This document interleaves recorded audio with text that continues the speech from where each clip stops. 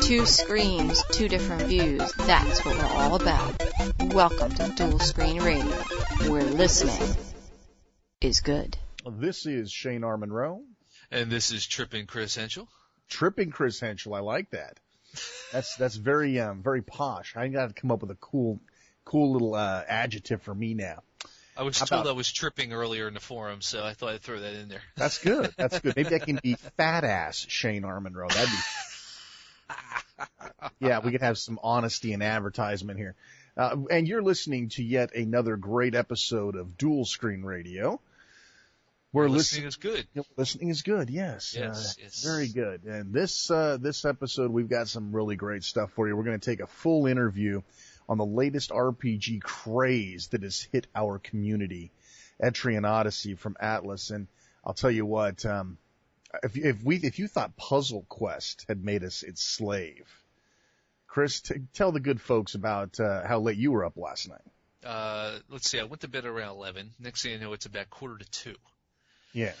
That's a common story, I guess. You start playing Etrian Odyssey, and you plan on putting like 20 minutes in. Next thing you know, 4 hours has gone by. So we're going to talk about that too. Pretty much spent the whole holiday on it. So. Yeah. I pretty much did the same thing in between doing important stuff like putting the DSR uplink up. But anyway, also we're going to have a new short but funny little story time theater item. We got a little bit of news for you. It's the summer dry spell, so we had to dig hard and dig deep to find some stuff for you. We are going to offer you up a new little segment this time around called the Fast Five. This is how we're going to catch up on games that we don't have time to do full reviews on. We're going to give you a stylus rating. We're going to give you a quick look as to whether or not you should rush out and pick these up. And, of course, we're going to give you a quick update on the homebrew stuff because people have written in saying how much they enjoy it, how much they love it.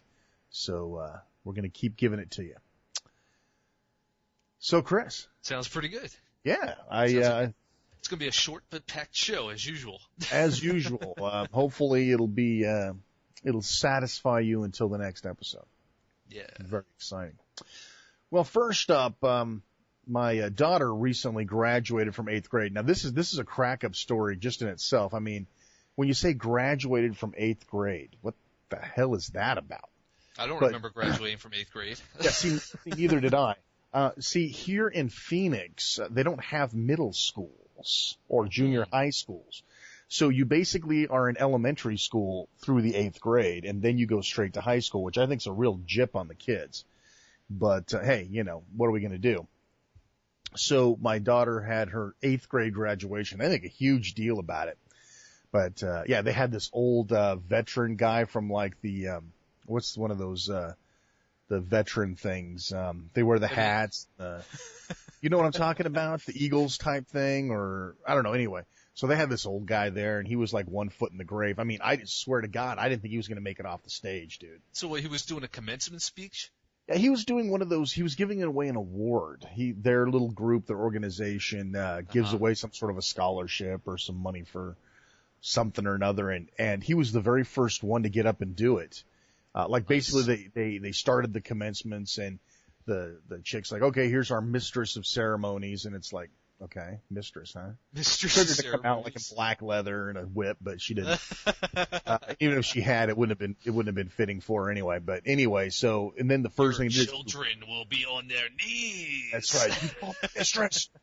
No, they brought her out, and she's like, okay, let's do the awards, and they brought this guy, this old guy up, and I'm like, damn, it's a damn good thing they put him in line first because I don't think he'd have made it through the rest of the ceremony. I don't think he'd have made it if he was number 9 giving the award out.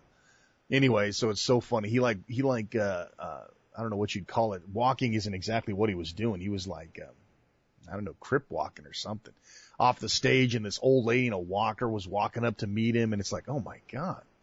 I mean, like half the commencement was just this guy walking up to the podium and leaving. But anyway, that's not important. I got completely segued off of what I really wanted to talk about. So every time that our kids graduate or do something huge at school, we take them out to dinner, their choice. And my kid wanted to go to Olive Garden. And I think everyone's got an Olive Garden, right? It's like a nationwide chain. I don't have to explain what an Olive Garden is, right? You guys have Olive Garden over there. Yeah, we have Olive Garden all over the place. Well, we had a few core ones out here, but usually it's like a 1 year trip. You go once a year. Yeah. Because half the time you go there, even driving by the place, just on the road going by, you can see that the place is absolutely packed. There's like 50 people waiting outside to even put their name in it. It's like, why would you want to wait 2 hours just to get food I mean, the food's okay. It's not great, but. Yeah, well, it's one of those places. And you hit the nail right on the head. There's absolutely, our wait time usually is 20 to 30 minutes. Well, this is graduation night for the entire school district. So naturally, everybody was there. So our wait time was just over an hour. Of course, that's what the kid wanted, so that's what she got. And I'll tell you what, the Nintendo DS is absolutely anathema to any sort of outing where you have to wait. Doctor's appointments, dentist appointments, you name it. The DS gets put in the pocket. This was no exception. I got a lot of Etrian Odyssey time in. And, it's funny. That's how we measure time now, is how many trips through the labyrinth you got to make. But, anyway, so my kid and I actually, Catherine, my other daughter, she, brought her DS, and we were going to throw down some Bomberman. And we did, and that was a cool thing. We threw down some Bomberman. And this guy in his, I don't know, I couldn't tell how old he was. He looked like a young adult, and he had like his chick with him, his girlfriend, or maybe his wife. I don't know. I wasn't paying that much attention. She wasn't hot enough to give a second look to. But of course not. Not with the kid having a DS tucked under his arm, right? Obviously, maybe that was his mom. But, in any event, so this kid's playing over there, and, so I'm thinking, hey, get a third for Bomberman. That'd be sweet. And so I look over and it's like, hey, we got some Bomberman going on over here. Do you want to get down with that? And he's like, no, that's okay. And I'm like, and then you could just tell he was dreading having to tell me what he was playing. I said, so what you playing over there? And he kind of gives me this look, that look like you've just been caught. I guess this is like a family-friendly show, right? You've been caught touching yourself. How about that? Can I say that? Would that fall under the iTunes clean? All right, let's put it this way. It's somebody, you're in the bathroom and a public restroom and you didn't lock the door or something. Yeah, there you go. That's good. Yeah, this guy basically gave me that deer in headlights look, and he's like, Pokemon? Like as quiet as he could, he's like, Pokemon? He was hoping for you to say, "Hey man, we got Chimchar there. Hey yeah. man." Dude, I could have totally owned on the guy. Oh yeah, man. Hey, let's trade. Instead, you went up to him. Oh no, I'm playing Bomberman, man. Yeah, we're playing Bomberman over here. Screw you, pal. No, it was so funny though because it's like I'm playing a different type of man. Sorry. Yeah, I'm playing a man's game. I'm playing a Pokemon. You go play your chick game, dude. I know your brothers roll into it. They'll probably be pissed off. We call it a chick game, but whatever. Anyway, no, but he was like, and because I could have totally embarrassed him. It's like, hey man, Chimar, man. But no, I didn't. I figured, if he's with his woman, the last thing you want to do is emasculate the poor guy. He might try to kick my ass or something. Not that I couldn't have taken him, but not a problem. I mean, anybody who's playing Pokemon, I could probably take him. Anyway, you could step on his foot. I could de-evolve him. Anyway, so yeah, it was really funny because the guy gave me that look like, God, please don't ask me what I'm playing. Please don't ask me what I'm playing. What are you playing? Pokemon. I was like, oh, cool. Hey, Catherine, let's play some more Bomberman. Pokemon wins. Yeah, Pokemon. No, I'm playing Pokemon. That's too funny. Yeah, and funny enough, when we got inside the restaurant too, this other kid was sitting at a table, couple tables over from us, and they had a DS Lite, and they were also playing Pokemon. But this was like a 8-year-old kid, so I expect him to be playing Pokemon. Is it when the dirty PictoChat messages started to appear on your screen and you ran for a news crew? That's right. I could have totally... Fox News, I'm being attacked. Yeah, I'm being attacked by this 8-year-old at the other table. He tried to assault me sexually. Now, reverse pedophiliism, I don't know. Well, the other day, we were at the doctor's office, for one of our pregnancy tests, whatnot. And it involved sitting around for an hour. You had to sit in the office for an hour after you drank this liquid. Okay, I don't want to go into details. Yeah. I know exactly what you're talking about. Yeah, so we couldn't leave the office. I already said to my wife, I said, bring the DS. We'll, just have to play it out. So we're sitting there. She's got hers. I got mine. Of course, she never plays with her volume up. I don't know what it is. Never have the volume up in her games. I never hear any sound coming from her DS ever. So here I am, she's sitting there playing Pirates of the Caribbean, which we'll get to later. Yeah. And I'm sitting there playing a Wendan too.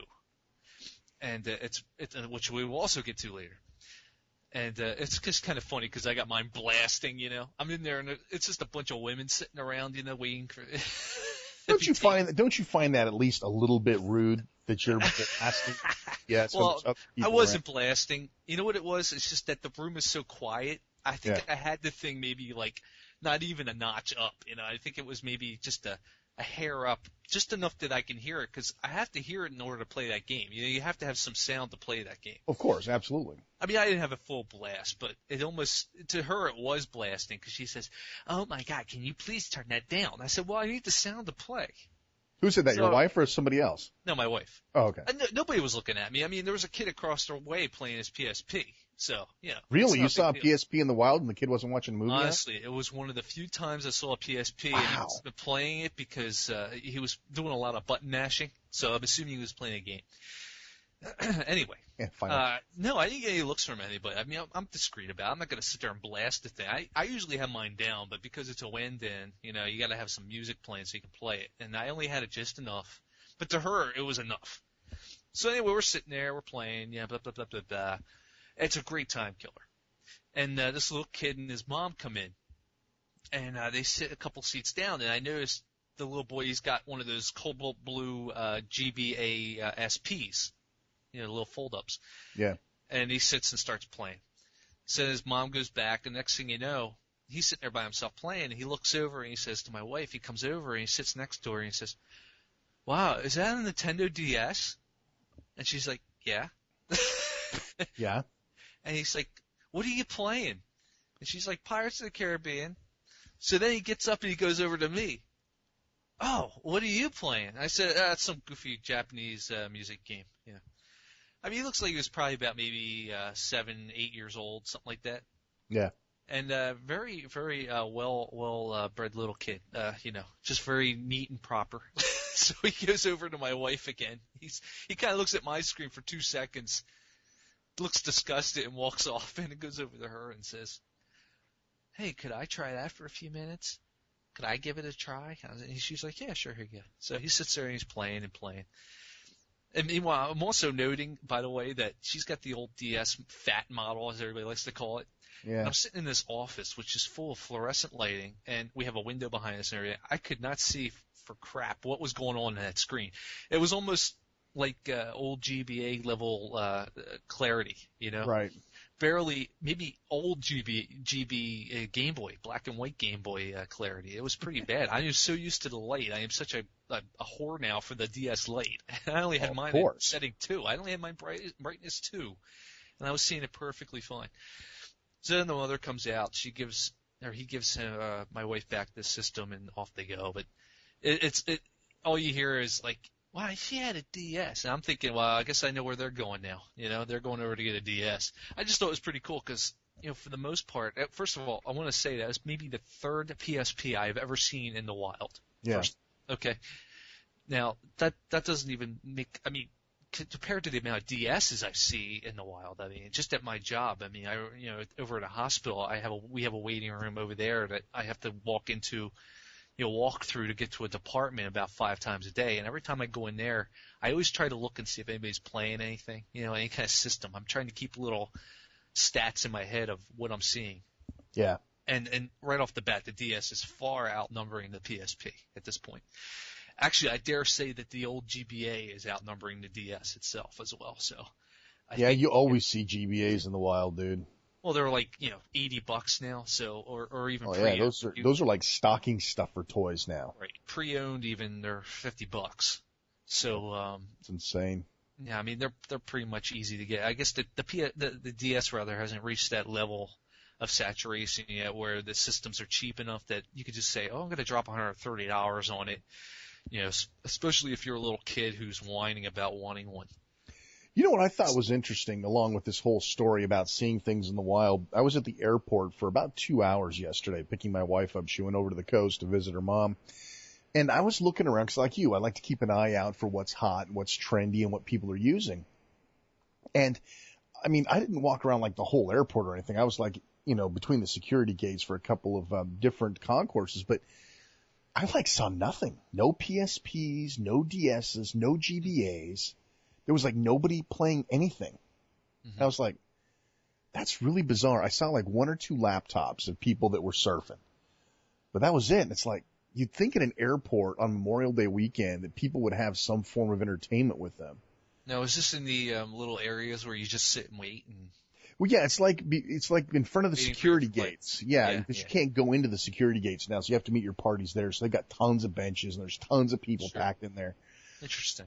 Yeah, and it's like, that's really weird. I mean, usually you see a bunch of GBAs, you see a few DSs, maybe a PSP, some guy watching a movie, and a couple of laptops with people watching movies on it. But it was a weird scene, I thought. I don't know. It was different.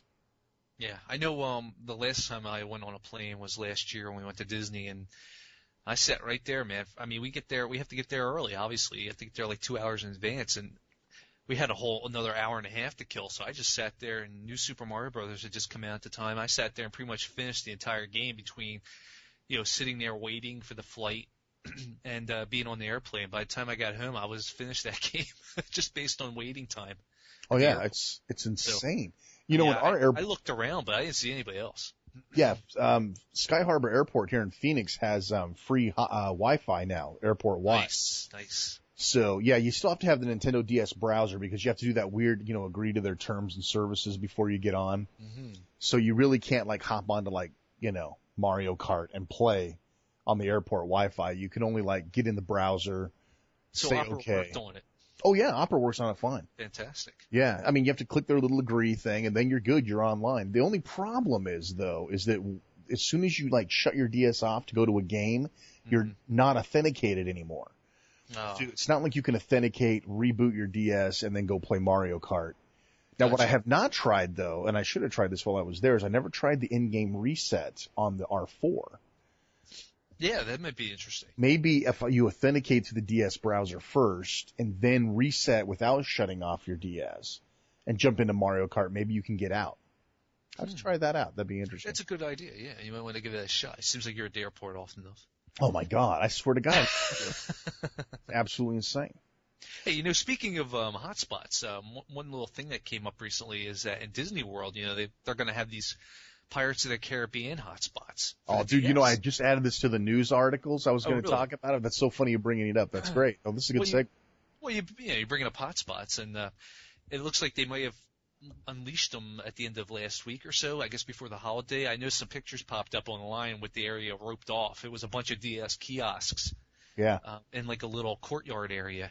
And everything was roped off at the time because I think they were waiting for the movie to open up and everything at the time. But it sounds like it's going to be pretty cool. You're going to be able to take the Pirates of the Caribbean at World's End cartridge, load it up, and you'll be able to download, I guess, new things, unlockables for the game based on these hotspots at Disney World. So that's kind of cool. I'm telling you right now, that is a huge flag that people should be looking at in terms of how popular the DS really is. And it's not just for kids or not just as a gimmicky toy device, but when Disney puts it into their park, that's not something that they're not willing to invest that kind of money into something like that that's only going to go away in less than a year. I mean, it's obvious to them that the DS is here to stay. It's got that sort of staying power that Disney always looks for before they put that sort of thing in their park. So, well, it looks like there's a bunch of unlockable extras, at least as far as I can tell so far. I know in the game itself, which we'll be mentioning in a little bit, there's a section you're on a boat, just like the movie, and it's kind of your center point before you head off into missions and whatnot. Yeah. And there's a wardrobe where you can change outfits, mainly for Keira Knightley's character in the game, Elizabeth.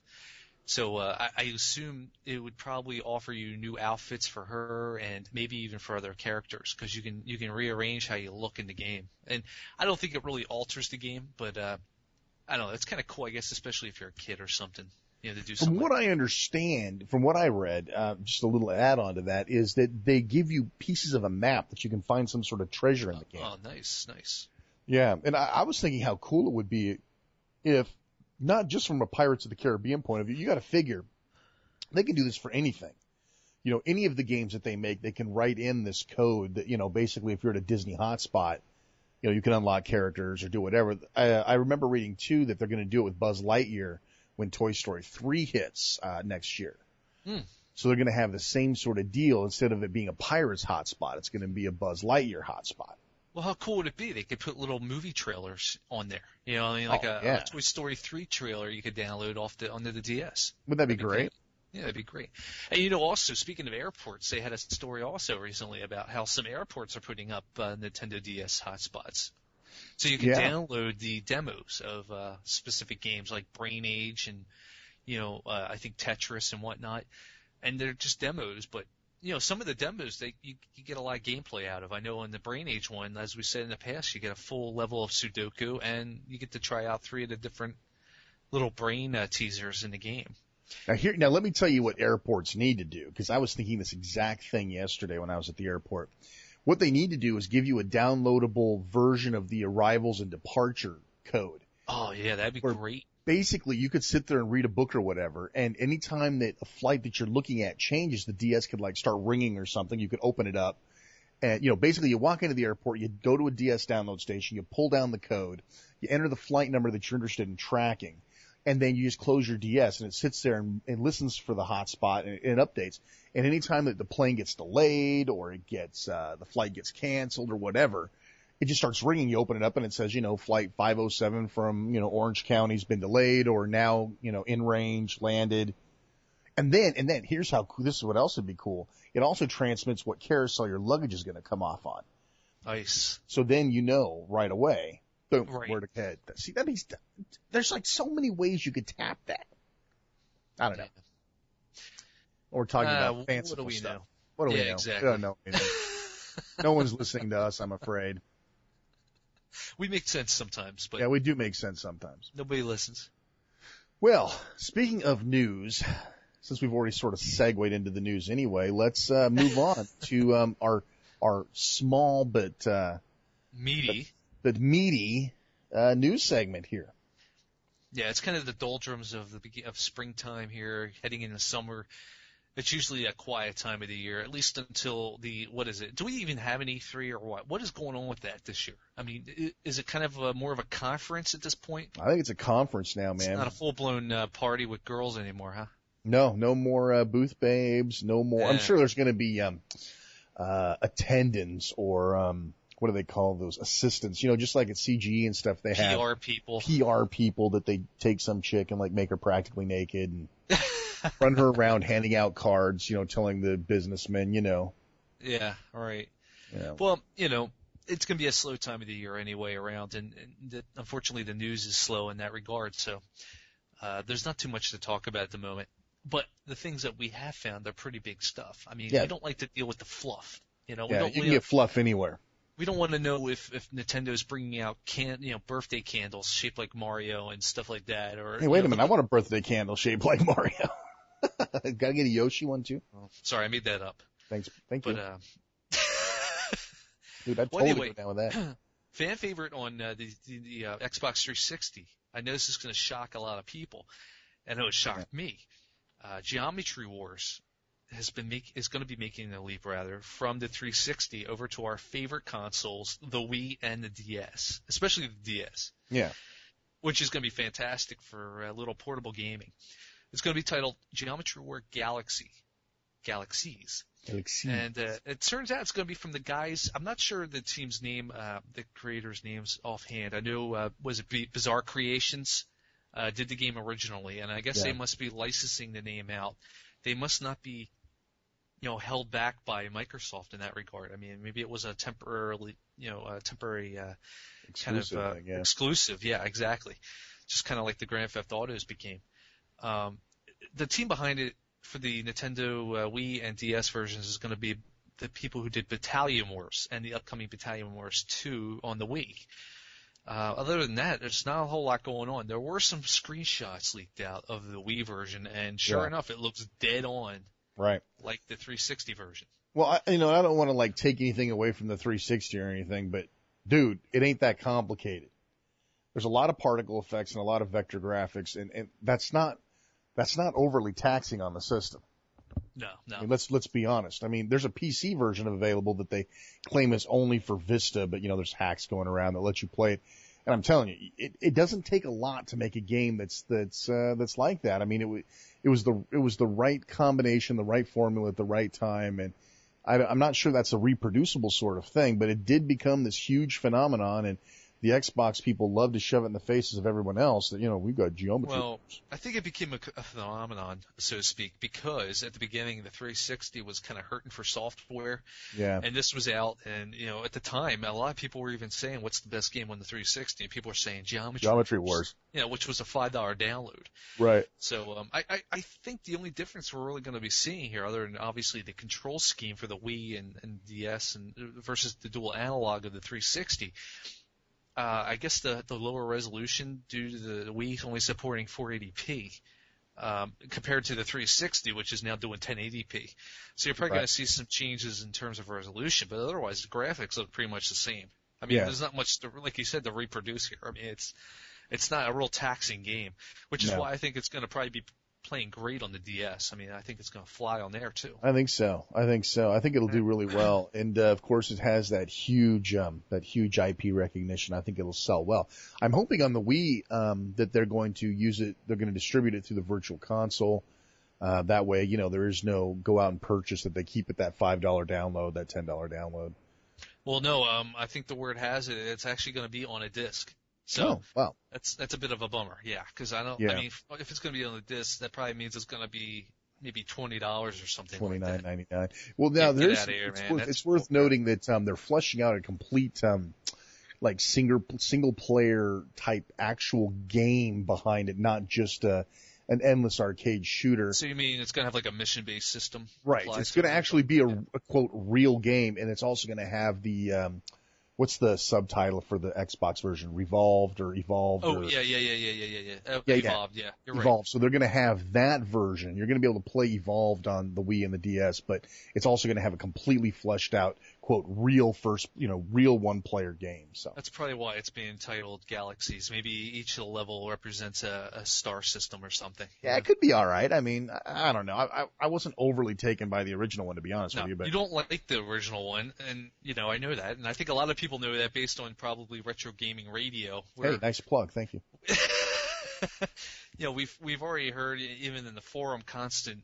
Yes, I've done it ad nauseam, which is why I've kept my mouth shut this episode, but you had to go and bring it up. Now I'm going to have to bitch about it. No. But I know a lot of people have been discussing about how the control scheme may work. Now, the DS version, I can see easily how it's going to work. D-pad and stylus to shoot. Absolutely. And, the best representation of that right now that I can think of is the Monster House game for the DS. Right. Which is, more or less a upshoot of Smash TV, or if you remember a game on the PlayStation, the original PlayStation, one of its first releases was a game called Loaded. Actually, you know what? Monster House, you cannot shoot that way. We wanted it to work that way, but it didn't. It required you to shoot with the stylus. The game you're looking for is Chicken Little. Chicken Little actually works that way. It works. Oh, no, but on the stylus, that's what I'm saying. You use the touch screen with the stylus. I see what you're saying. I thought you were talking about. Yeah. Are you talking about the ABXY? Yeah. That's what I was talking about. Yeah. Well, yeah, you could do it that way too, but I don't think it's going to be as smooth. I mean, especially in this game, it's a very fast-paced game. I think it's going to be controlling with the stylus. Now, what would be cool is if they gave you the option to do both. Yeah, we'll see what happens. And I have to say that the ABXY does work, but I don't know if it'll work in this game. I mean, I know on the Super Nintendo Smash TV, that was a brilliant, port conversion. Yeah. That used that very same control method, and I used to blaze right through it. But at the same time, I don't think Smash TV is quite as fast as Geometry Wars is. There's a little too much going on. They could level the game properly so that you could play it that way. It's just a matter of hopefully that they'll give us options, and that's right. It's the Wii one that I'm interested in. I'm anxious to see how that's going to work out. That one should be pretty straightforward. I mean, you'll move with the nunchuck and you'll fire with D-pad or something like that. Yeah, I guess. We'll see what happens. They go either way. All right, well, that's enough Geometry Wars talk for me. I'm starting to get nauseous. It's blasphemy, yes. Yes, blasphemy. Let's move along. Your poor little Robotron is being left in the... I know. Give me my Robotron back. You want to talk a fast game that requires some reaction time. Robotron. Okay. Go ahead. Picross is on its way stateside. Picross, of course, is that it came originally on what, GBA, right? Or GB? The original Game Boy. That was the first time I played it, Mario's Picross. We reviewed it a few episodes ago, so be sure to check it out. It should be online still, I think. Yep. I think that one's still online for a nice low price of $20. Nice. Out in July 30th, and it's part of the Touch generation, which it very well should be, because it's a brilliant. Listen, people, you want to know how to spend $20? Go buy this game for lots of value. Oh, tons of value. Wi-Fi, online play. It's great. Customizable levels. You can create your own little Picross design, so to speak. It's brilliant. You can download extra packs. It's like a no-brainer. Well, once the UK release came out about maybe 2 or 3 weeks ago. Yeah. And from that point on, you kind of saw that the US version, it was kind of a no-brainer that was going to be coming out to the US. I mean, it's already been translated. Why not? It's a brilliant game.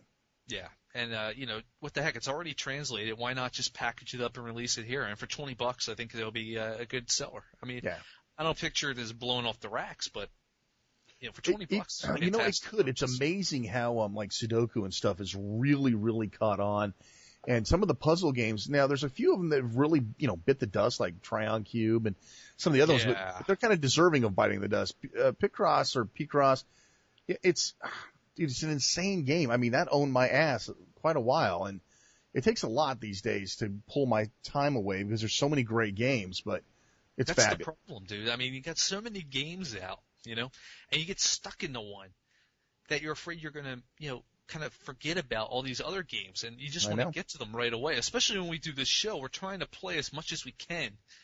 Because you guys rely on us to give you the straight skinny on this stuff. We don't want to give you the GameSpot 5-minute review. Yeah. We don't want to boot the thing up, play for 5 minutes, go, this sucks, and then come here and tell you that it sucks. Which I'm sure, of course, some of our listeners are rolling their eyes at us right now, thinking, instead of giving us a 5-minute review, we get a 65-minute review. Yeah. More people like it than complain, so, Screw you guys, I'm going home. Also coming up as part of the Touch Generation series, Brain Age 2 comes August 20th. And I tell you what, I'm a huge Brain Age fan, and Sudoku inside of Brain Age is still, I don't think, been quite beat yet. There's been some really good contenders. Platinum Sudoku, for Platinum instance. Sudoku is awesome. I mean, that's what we're talking about. That is absolutely a fantastic Sudoku game. But this time around, we get 17 new activities, and some of these activities sound actually really cool. Especially something like making change. There's one event in here, I guess, activity. Let's not call it an event, but there's an activity in here where you have to make change. So there's a price tag, $17.25, and then the computer will hand you a 20, and you've got to make change for it. I'm telling you right now, 90% of the people that work retail have no clue how to make change. Oh, I believe it. We had it happen like last month. Dude, that's insane. I mean, you'd think. The girl had to pull out paper, and this happened to us last year too. This happened again though a couple of months ago or so. The girl had to sit and behind because we were returning something, and I guess she couldn't bring it up in the register or something. I don't know why. She had to take paper and add it up. It was stupid. I mean, I think it was like, let's see, $75 plus $25. It was something simple. God. I mean, we're not even talking, even I would say, okay, let me get the paper out for something, but. That's not hard math right there. Come on, man, yeah. I mean, it's one of those things I remember, because I was a teenager, I worked at fast food, and we had to count back change. Mm-hmm. Somebody hands you, a 20 to pay for $17.10. You handed them the 90 cents, you said, there's 18, then you hand them a dollar bill, there's 19, there's another dollar bill, there's 20. That's how you kept your register accurate, right? Of course, now the machines will tell you how much change to give back, but it's sort of a lost art, and that's something that you'd think people should know how to do. It's like, just to completely segue off of this, because I just couldn't believe this. This weekend, my wife was gone, so we tried to get in a bunch of movies while she's gone. And, so I got the urge for some reason with the new Rambo movie coming up. I had the urge to watch First Blood, right? Yeah. So I pulled out. I got like the deluxe DVD set. I'm a big Rambo fan. Is this going to segue into Brain Age at some point? Trust me, it will. It will. And so I I pulled the movie out, and my kids are like, so what are we going to watch next? I said, we're going to watch First Blood, Rambo movie. And like, who's Rambo? Dude, I about fell out of my chair. I mean, Rambo was so part of pop culture. It's so part of, my kids honestly did not know who Rambo was. And to me, it's the same sort of deal with this brain age stuff with the counting change back. My kids don't know how to count change back. My kids didn't know who Rambo was. What the hell, man? What's going on with the world? They need brain age to tell them who Rambo is. Yes. Right. See? There you go. That's a good segue. People like the story, so I have to tell a story every now and then. It's just amazing to me. It's like, cassette tapes or 8-tracks. These kids don't know what 8-tracks are. I don't know. It's I weird. I barely know what 8-tracks are. Okay, me too, actually, to be honest with you. I mean, I was more of my parents were always more of a record people anyway, Yeah. So. Vinyl kids. Anyway, Brain Age 2 will have 17 new brain activities, 4 save slots, lots of new stuff. There's some really interesting stuff. I went through the list of all the different sort of things. There's going to be an unlockable version of Dr. Mario, which is way cool. I can't get enough puzzle games on the DS, so having Dr. Mario will be way cool. They call it Virus Killer or something now, but it's basically Virus Attack DS. Virus Attack DS. Okay, well, that's one thing about Brain Age that always drove me crazy is when you'd be ready to play a nice game of Sudoku, you're on the toilet, just getting ready to maybe throw down a little Sudoku action. Yeah. You boot it up, you just want to get it on as soon as possible. The gameplay that is. What did you have for dinner last week? Yeah, exactly. Thank you. What did you have for dinner on 5/19? I'm like thinking, heck if I know. Dude, I'll tell you what, the best part about, well, not the best part, but one of the great things about Brain Age is the doctor, says different things based on how long it's been since you played it last. Right. I went in there just the other day for some reason or another, and the doctor's like, who are you again? I was like, wow, that's harsh. I wonder what happens. It's, it's like Animal Crossing. If you've been out for, 6 months, you walk in and the whole place is trashed and there's cockroaches everywhere. It looks like the prehistoric era. I know. It's like, dude, you've been gone way too long. Hey, speaking of Animal Crossing, you're never going to guess what I found in the store. A Safeway. Do they have Safeways over there? Well, you know what? I know of one single Safeway. Mostly They're right like here. a Ralph's or a Vaughn's. Acme. What do they have over there? What's your big chain over there? Let's see. We have Giant, Acme, Super Fresh. I can honestly say I've never heard of any of those. What about like an Albertsons? You guys have Albertsons over there? Nope. All right. Well, anyway, Safeway's like a big grocery store chain. I know Safeway. We have one of them. Yeah, you know Safeway. I was trying to help the other people out. But, Japan's really big on capsule toys. And when I say capsule toys, it's like stuff that you get out of a vending, the little the gumball machines, right? Right. You go and you put, 50 cents in and you get a little capsule out, and inside the capsule's a toy or temporary tattoo. They're called something like Gashapon or something. Gashapon, that's right. That's what they're called.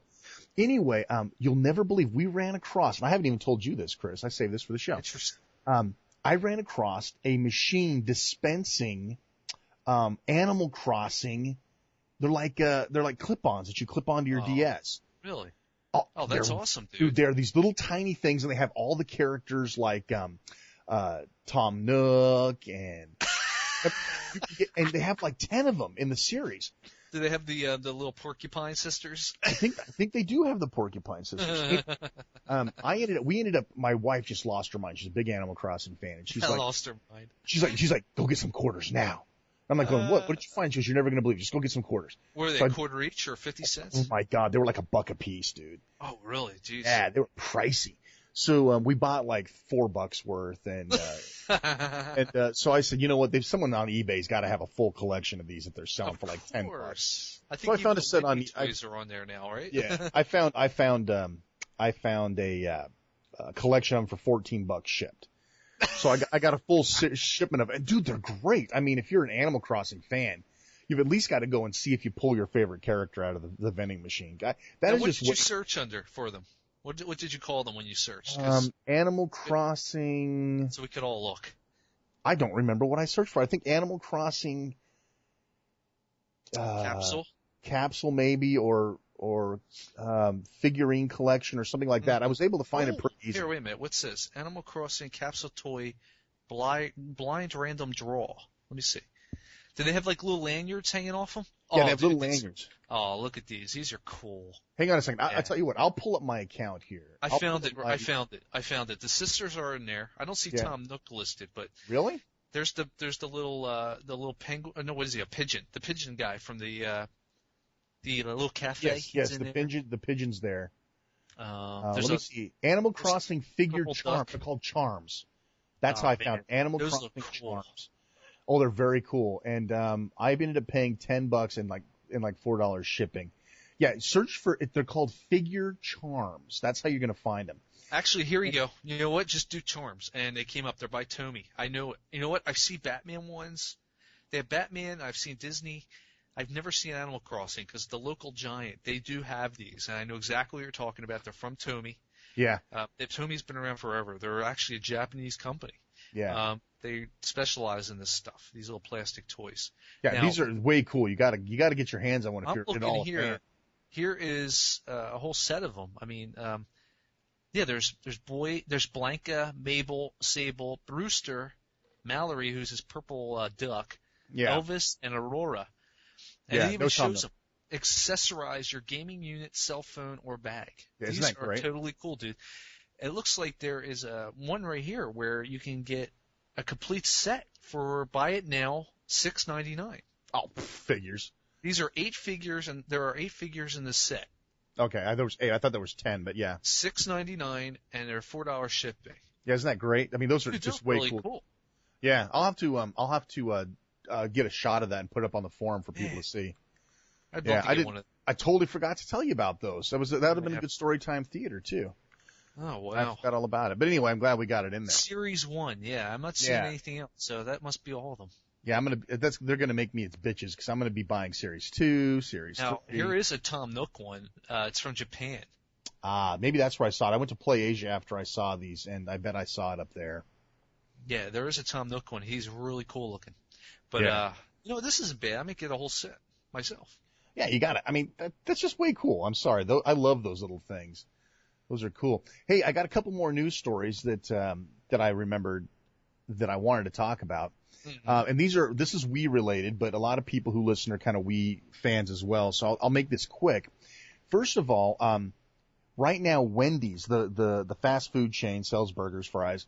They have Wii toys for their Happy Meals or their kids meals, whatever they call them. Not Happy Meals, that's a McDonald's thing, but they have 5 different toys. And some of these are really cool, and they're very hard to get a hold of one of them in particular. There's one that's almost like a full-size Wii controller that shoots discs out of it. Nice. That's the hard one to get. So if you go to Wendy's, you can buy the toys. You don't have to buy a kid's meal. You can buy them for $1 a piece. And there's 5 of them, and they've got them on display out in the lobby. Get the shooter right away, and then get whatever other ones they have. I went to 2 different Wendy's. Both of them had all 4 of the other toys, but not the shooter. Apparently that's like the hot one. Probably because people think it's the real deal, and they figure, oh, maybe I can get a free remote. Yeah, maybe so. It actually says around there, does not control Wii. I knew it. That's the best ever, dude. But anyway, they have an Excite truck. They have the actual truck from Excite truck. It's way nice. Then they've got like a little tabletop baseball game to simplify Wii Sports. But anyway, I got a full set of those except for the shooter, which they told me that they'd get a new shipment in this week. So sometime today, probably at lunchtime, I'm going to run down to Wendy's and see if I can snag myself a shooter. My kid wants one too. She wants. So you're going to have to buy a whole meal for that, huh? No. You can buy the game sepeparate. You can buy really? the toys separate, 99 cents a piece. Oh, that's not bad. So, I was ready to go in and buy like 5 freaking Happy Meals. It's like, hope you guys want Happy Meals for lunch because that's what we're having. But so prepare your arteries. yeah, clog your arteries, have some fries. Also, what I wanted to mention too is then work it off with the Wii. Yeah, exactly. Play Wii Sports after you work off that Wendy's Fat Meal. Also, and this is like cutting edge news right here. Word on the street from a couple of big companies, I think Konami was one of them, is that Nintendo has been secretly preparing the Nintendo version of Xbox Live. Nice. In the background, they've been quietly putting this thing together, and a bunch of people like Konami and Capcom and some others have been silently keeping their traps shut and preparing content for it, and they've been skipping over the virtual console because they want to get in on this Nintendo Wii Live sort of thing, whatever they end up calling their service. And word on the street is we're going to hear about it within the next 2 months. So maybe the first time you've heard it right here on Dual Screen Radio, but I'm excited about that. I'm hoping that that's when we'll start seeing the DS connectivity, where we'll actually be able to download demos straight to our DS, things like that. So yeah, because that would be cool if we, as we mentioned, could maybe download Geometry Wars just like we could off the Xbox Live. Absolutely. So. I don't see why not. So that ends it for my news stuff, unless you came up with something in the meantime. No, I think we covered it. I'm really excited about those Animal Crossing charms now. I know, is that way cool? I kept meaning to tell you about it. I forgot about it. You know what else I see? I see them though. I mean, I've seen the Batman ones, I've seen Simpsons ones, and I've seen Disney ones. So yeah, none of them have compelled me to buy them other than frickin' Animal Crossing. Is that funny? They do exist, and if it's anything like these other ones I just mentioned, they're certainly not rare because I see them all the time. Yeah. Especially over at this one supermarket we go to, and I think they're like 50 cents a pop or something. So. Yeah, definitely worth checking out if you're a fan. Yeah, man, really cool. But these are just little figures though. They're real tiny. They're about the size of your thumb. Yeah, they're very small. They're not little lanyards or anything on them. They're just little. They got little stands, and you just kind of stand them on your desk. But and they're very cool. I was always hoping to see Nintendo characters at some point in there. Yeah. But yeah, Tomy is an old Japanese toy company, so these guys rule, man. That makes sense. Yeah. Thanks a bunch for hooking us up with those. Yeah, man. All right, man. We go to the Fast Five now. The Fast Five is our new segment where we take 5 games, some new, some not so new necessarily, and we're going to go ahead and give you stylus reviews, just so that we can start pouring through some of these games, because these games are coming quicker than we can review them, folks. And we really need to be getting our reviews. Got to get some quickie reviews out. A lot of people like our long reviews, but other people are like, dude, just tell me whether I should buy it or not. That's basically what we get. So yeah, well, the first one, what was the first one we're going to do is probably Pokemon. Yeah, Pokemon Diamond Pearl. Yeah, which we were originally going to just do a full blast Pokemon blowout for this episode. But it kind of got a little, like a week delayed, and it's already been a month since our last show, and we're thinking, by this point, the Pokemon fever has kind of died down a little bit. Everybody's got their Pokemon if they want it, so to speak. Yeah. So, we thought we'd just mention it a little bit, talk about some of our viewpoints without really going into it too deep, because if you think about it, a game like Pokemon isn't a game that you're going to read reviews for anyway. Right. If you're a hardcore Poke freak, you're already out there the day you already own it. Exactly. Yeah. You pre-ordered it. You certainly don't need 2 old coos like us who weren't even growing up when this series came out to begin with, and literally means nothing to us in terms of nostalgia and whatnot. Yeah. To tell you rather what we think about it. So you'll need us telling you what to think about it. Yeah. So yeah, I gave it an honest try. I really did. I wanted to see if I could get caught in the Pokemon craze, and I must have played, I don't know, 2-3 hours worth. I mean, I played some time. It's not like I booted the thing up and shut it off and said this sucks. I mean, I built up a decent little deal. I went through several towns. I went through the training. Tisk. I think I put in at least 39 hours. You put in a lot more time than I did. Good for you, because I couldn't do it. I'll be honest with you. A game like Pokemon, Pokemon to me falls into the whole time waster category. When you have nothing else to do and you're bored and there's really nothing else to do and you just want to kill time, right. Pokemon seems to fill that gap. Unfortunately for me, I'm not into the collecting portion of it. I don't feel the need, like you were telling me, tell the story about how the Japanese players wanted Pokemon's English names. Well, that was the big thing everybody wanted to know when we were going to have our next show, what we were talking about. But the big thing at the time was, there's all sorts of Pokemon in this game. There's weak ones, there's strong ones, and one of the early weak ones is this stupid fish guy who just splashes around. I like to call him Splashy, and nice. He does nothing. But what's fascinating is you can go online, because this is the first Pokemon game around. It's pretty much, as we've been saying, calling these games such as Mario Kart a greatest hits version of the game. Right. So you could basically get this game and maybe one of the old GBA games, and you'd be pretty much set. Yeah. Because you got to trade. But what's great is you take this little crappy character and you go online on the Wi-Fi, which allows you to communicate with anybody in the world who has a Pokemon game. Okay. Yeah. And what's funny is, for the most part, people are going to want even trades. You're going to want like a level 50 Pikachu for like a level 45 Meowth or something. Who knows? But you get the point. Yeah. And in this case, what's going on is you could go in with this little fish guy who's like level 2 Right. and get some insanely rare character from a Japanese guy because he wants the English version of the Pokemon who you're trading. You know, What a brilliant thing. They've actually doubled the number of Pokemon because Right. the Japanese people want all the Japanese Pokemon and they want all the same Pokemon with English names. Right. Because they can't enter English names, right? That's the whole deal. Right. So exactly, and vice versa, we can't enter Japanese. But when you trade them back and forth, Yeah. it's forced into whatever that character was named. Okay. So like if I get a Pikachu from somebody in Japan, it would come up as his Japanese name or so forth. But when he gets it over there, an American one, it's going to be coming up with the name. And what's great is you can custom name these guys. So I was calling my fish guy like Moby Dick, Nice. and Mr. Splashy, and they would still take them, which is even crazier. Yeah, you were giving them total crap, and they were giving you gold back. I give you Chimchar level 30 for Mr. Splashy level 2. That's awesome, dude. I mean, and again, this is the thing that separates this from other Pokemon game is the online component. Didn't you say you like basically go and put them in a locker and like wait overnight, and then people can check the lockers and make trades? What's cool is I guess it's saved on the network, but you upload your character that you want to trade. You put them up on the soapbox, so to speak, right, for presentation. In a little glass window at a pet store, so people can look at them. Meanwhile, you can shut the DS off, go to bed, and wake up the next day, and you'll log back in, and it'll say all you see is a Pokeball, flying towards you, and you've been traded.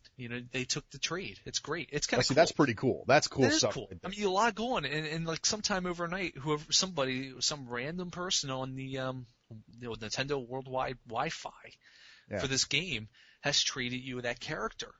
And what's also cool is there's this globe which will then put a dot representing where that person was located that you traded with. So that's way cool. Very cool. I have a lot of Japanese dots on mine.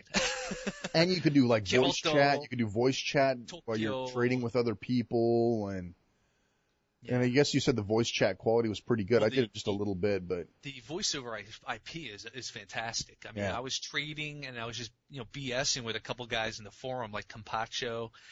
And I think I got on there. I can't remember if it was Alex J. Lopez that time. I can't remember. But I know me and my brother were doing it. So that's really cool. Obviously, you have to trade friends codes to do that. It's not some random thing. There is no online, random. You can trade, but you can't. It's all random. That's unfortunate. Unless you have a friends code, it's all random battling. Yeah.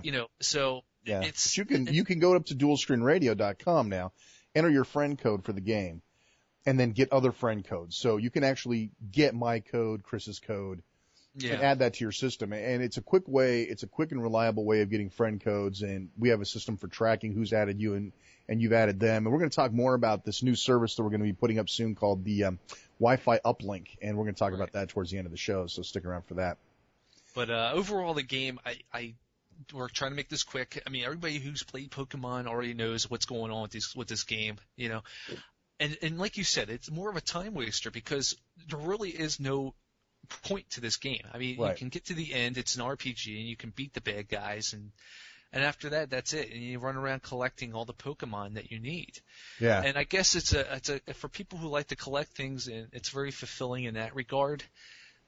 Personally, I just couldn't get into it. I got into it enough. I mean, obviously, because I played for almost 40 hours, and it's not a bad game at all. The game does have a lot of GBA feel to it, but I think they tried to keep some of the classic feel for the game.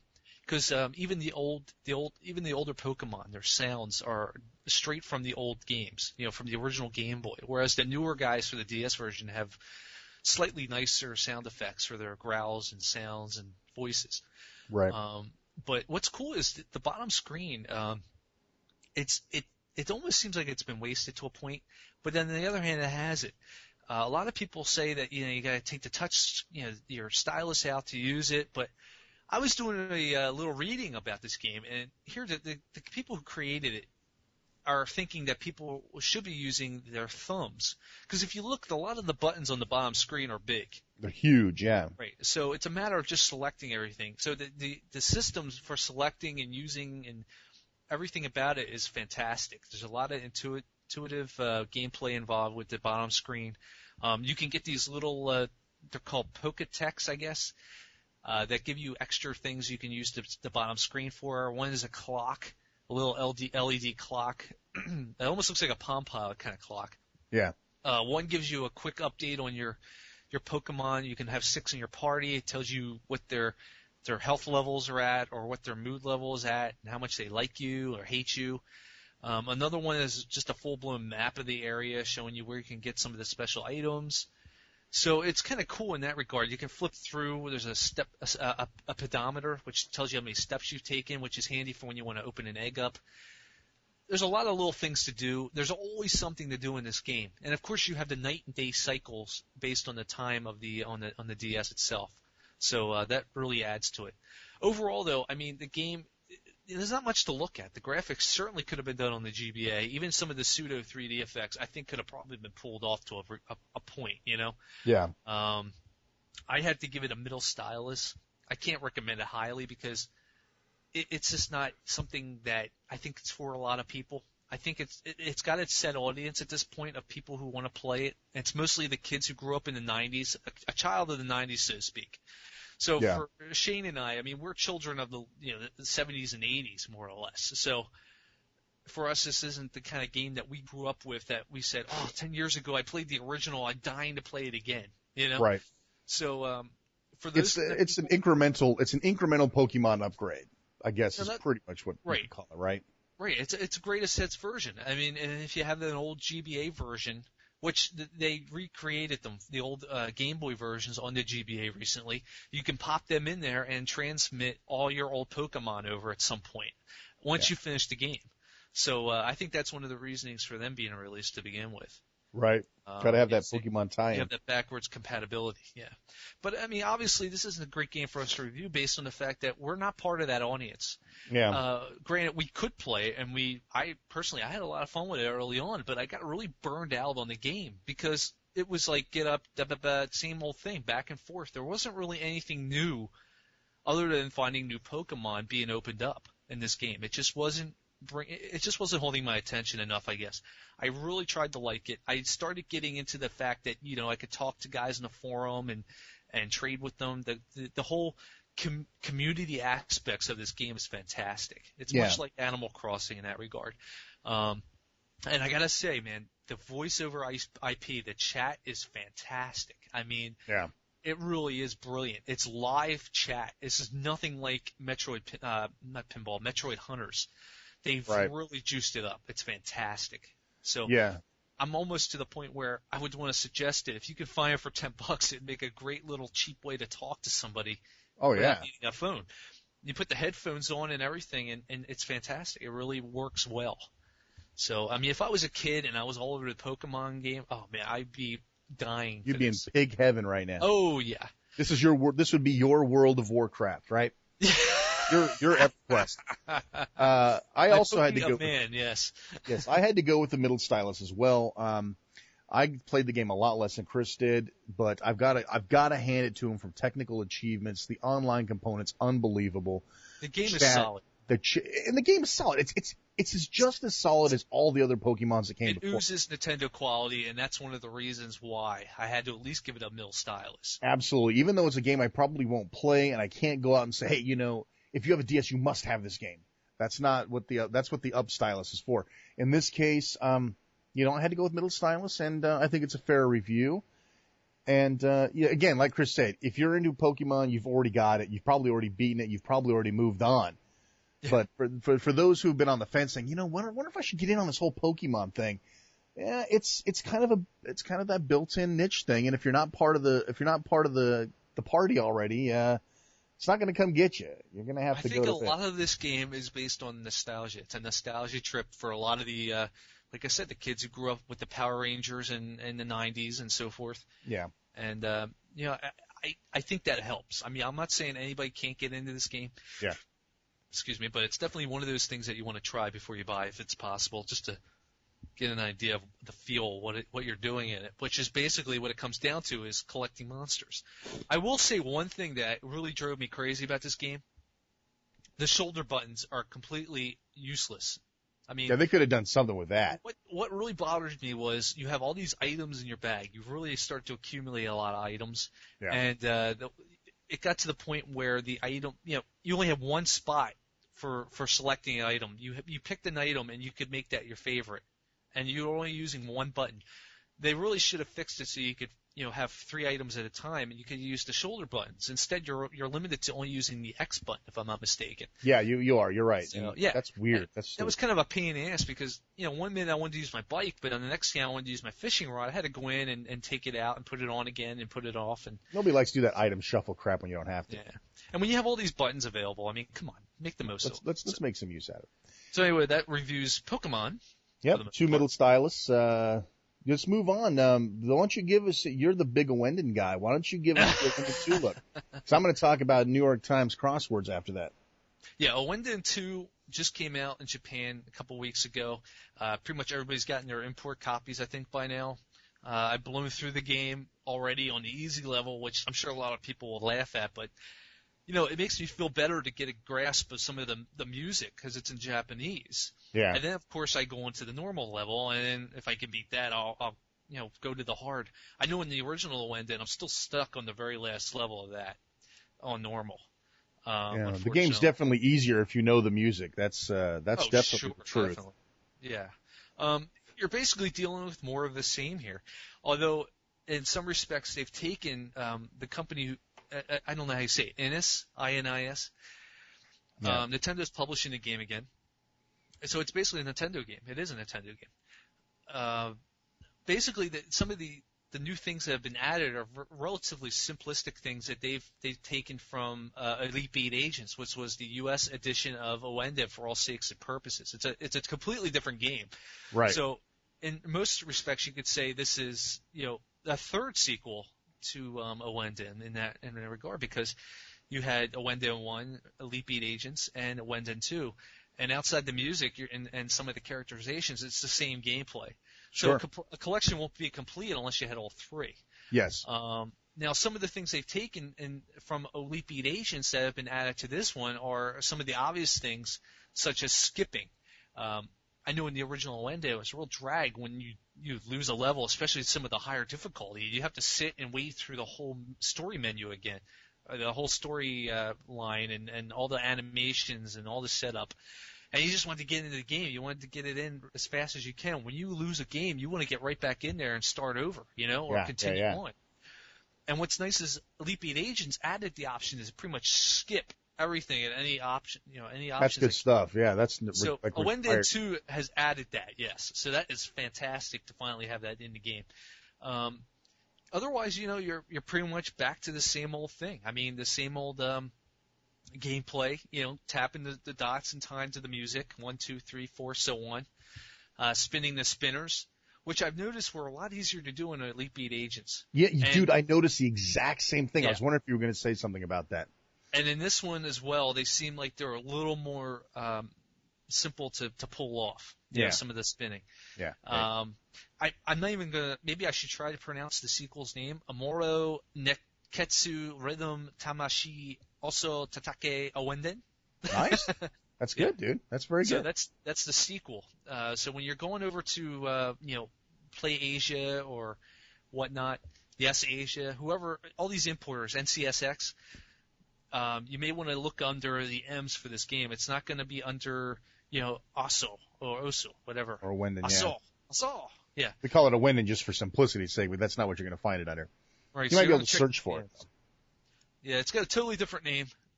So when you're going to search for it, I would say it's highly recommended, especially if you're a fan. I'm loving the game.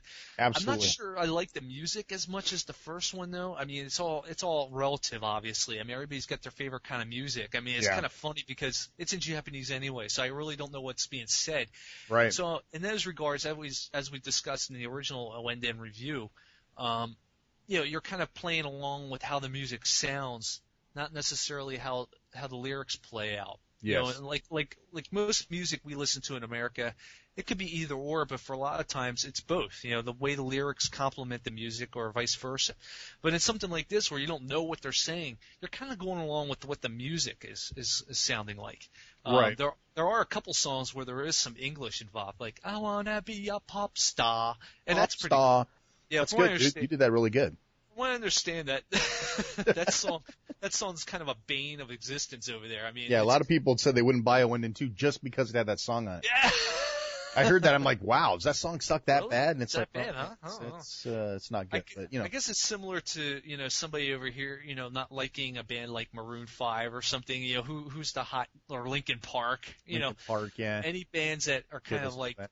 yeah, all the kids and everybody listens to that you want to kill yourself over hearing on the radio. I guess in Japan that's one of those type of songs, but Right. overall, just the music diversity just didn't catch me as much as it did in the original game. Like in the original game, I mean, look what happened. Shane's running out looking for Morning Musume. Dude, So I can't help it. What can I tell you? So far, nothing. it's Wind not as and 2 catchy. it's not as catchy. Nothing beats Kyono Dance Site, man. I'll tell you. Well, that's even the first track. I mean, even the Yeah. first track from of the original one, the Asian Kung Fu Generation. That song was a lot of fun. I love that, and of course, Yeah. I love the Linda Linda song. I mean, which also a lot of people can't stand, but I think it's hysterical. I love it. I don't know what the horse song was. Something like "Stop the Pedal." I don't know. That was good too. I like that. But so far in a Wendell 2, the music's just not grabbing me like it should. Although I kind of did like the pop star one. Isn't that funny? Stuff Right, that 'cause they can't stand over there. It's Right. like, I guess, Aqua over in Sweden. I'm a big Aqua fan. They're like, God, if I hear Dr. Jones again, I'm going to cut somebody's throat. In any event, this, Elite Beat Agents and a Wendell both got stylus up for me, and this is no exception. This is a stylus up. Stuff. The gameplay is a lot of fun. The situations, even though I don't know what, I like trying to figure out what is going on in the little animated cutscenes at the top, even though I don't know Japanese. Sometimes, like especially in the first one, you knew what was going on. It was kind of pretty much. Some of the stuff was obvious. They're crazy situations. Yeah. What's kind of neat is in the first level of this game, it's the kid from the first game, First Wendell. He stars again as an older version of himself in the sequel. I think he's in college now. And he's got similar situation, everybody's being noisy and he's just trying to get his exams done. Except this time he's wearing a shirt and a tie. So he could be in the business office too, but that doesn't explain why he's with his family. Correct me if I'm wrong, but on that first level when like the delivery boy shows up, dude, did that not look like Speed Racer to you? I mean, it looked like dead on Speed Racer. I was looking for Spritle and Chim Chim, man. Well, there's one level in there. There's one level that's hysterical, and I couldn't figure it out at first. It's got this little kid, and he's dreaming about water, and he gets scared of water. Whenever he sees water, it scares him. Okay, I haven't seen that one. We're trying to figure out what in the world is going on in this, and now I figured it out. I think, and I don't know if this is true, but I've kind of guessed that maybe he's afraid he's going to wet the bed. Okay. Because he's sleeping, and there's this monster that's made of water that comes after him. It looks like a water elemental or something, And I want your pee-pee. No, Give me your pee-pee. what he looked like originally? The big ghost guy from Nightmare Before Christmas. Nice. Who looks like a pillowcase. Yeah. Except he's blue and watery.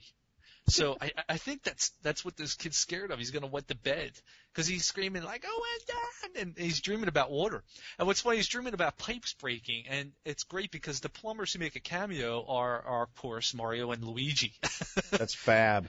Yeah, you can get away with a lot when Nintendo's publishing for you. They're these two little, they're not exactly dead-on cartoony ones, but they look like two Japanese guys, and you can't really see their faces completely, but they're wearing green and red and blue coveralls. Inference. It's a powerful term. That's fantastic. All right, moving along. So anyway, two stylists up for that. Two stylists up. Moving along, New York Times crosswords. Now, this is one of those games that if you even think you want a copy, you better go out and get one. It's a Majesco game. I have a feeling they made like 100 of them. Majesco means quality. Yeah, Majesco. Yeah, well, okay. Let's be nice here. This is you guys are so cruel, man. New York Times crosswords is exactly what you would think it is. New York Times crosswords is a crossword puzzle game for your DS, and it's a perfect medium for it. I can't believe it's taken this long. All we need now is find a word or word search, and I'm in pig heaven, right? But if you're at all interested in crosswords, this features over 1,000 genuine crossword puzzles right from the New York Times newspaper. It features progressively difficult puzzles. You can play easier puzzles, harder puzzles. It's got its own little sort of stat tracking thing. Not a lot, but it's a little something to keep you honest. It brings up a calendar and shows you what you've solved for what day. And it does have both download play and multi-card play for up to 4 people. So you can actually solve puzzles together with a friend, or you can solve them competitively for score. And it uses handwriting recognition, so you actually write the letters in, and it's very good. The handwriting recognition is excellent. I found it to be some of the best I've ever seen. And everything's perfect about it. I mean, the controls are good, the layout's good, the graphics and the music, everything is great. It's a $20 title, if I remember right. I think it's perfectly worth the $20 price tag. There's 1,000 puzzles, and some people already in the forums and you know who you are. You know who you are. Already questioning why somebody would want to pick this up for $20 and play it on their DS when they have it for free in their newspaper every day. Right. Or you can go out and buy a $5 book filled with 100 crossword puzzles in it or whatever. Right, but see, that's the thing. I think it's going to cater to those people who buy those big tomes full of crossword puzzles, and some of them aren't cheap either. I mean, they're in the $10 to $20 range, depending on how many there are. And the fact that you open this up, you present it with a puzzle right off the bat. The interface is fantastic from what I could. I mean, it's all very well done. The handwriting recognition, as you said, is pretty damn good. I mean, they're right up the brain age, I think, in terms of Sudoku. So maybe a little better. Yeah, it's save definitely puzzle quality. anytime you want. Yeah, that's also very cool. And it's one of those things, it's one of those things where you ask yourself, it's like, well, I could get a puzzle book and I carry it around with me. But this lets you do things like it gives you can get hints, one letter at a time hint. That's oftentimes all you need. If you have a book, you've got to turn to the back of the book and say, oh, that's the whole word. You didn't necessarily need that help. It's really cool. One of the puzzle clues was a character from 6 Feet Under, which is a show I really like. And it's a 4-letter word, and there's several different names that could be, because there's a couple of different 4-letter names on the show. And so I actually used the hint feature to give me the first letter, which of course at that point in time, I knew exactly who it was, because there's only one that begins with N, Nate. So it's really cool. You can erase without having to worry about tearing your paper up. It's really cool. Yeah. That right there, I think, is the plus too. I mean, how many times, especially if you've used a pen or something where you've had to cross something out and makes it a mess, and this is just nice and neat to take, especially if you have DS Lite, you can just plop it right in your purse or your pocket and open it up whenever and just close it right up to sleep mode and go. You don't have to fold up a newspaper and get your hands dirty, and for $20, it's just a great little package. The only thing I would have liked to have been able to do, which it doesn't do, is I'd like to have been able to zoom all the way out of the crossword and see from a glimpse what I've got left to fill out, because you do end up having to grab the board and scroll around the puzzle. Yeah, because I think it's got, 2 zooms, I think, right? I don't remember there being an extra zoom. I remember there only being the one. I could be wrong. Yeah. I've got the book in front of me here. Let me pull this out. I don't remember there being. I guess there is a zoom out. I guess that's what I get for not reading the damn book. You didn't know about zoom? Oh, interesting. Yeah, there is a zoom. But anyway, it's good stuff. It's like I said, highly recommended. The price tag's good. The presentation's good. The only problem with it is you're going to have to go find it. You're going to have to go find it soon. Yeah, this is one of those games where you go to Best Buy, and they don't have it. It's supposed to be out, okay? And of course it's not out. Of course they'll have plenty of PSP movie titles to choose from that have just come out. Yeah, but for something like this, you have to actually go up to your resident Best Buy clone and ask him. I'm looking for New York Times crosswords. Yeah, Barnes & Noble's right next door, buddy. No, this is for the DS. The DS. Oh, that thing. Look, I'm gonna have to go. Wait a minute. When was that out? I said it's supposed to be out. All right. Well, of course they don't believe you. They look out front, even though the sections usually. Isn't that great?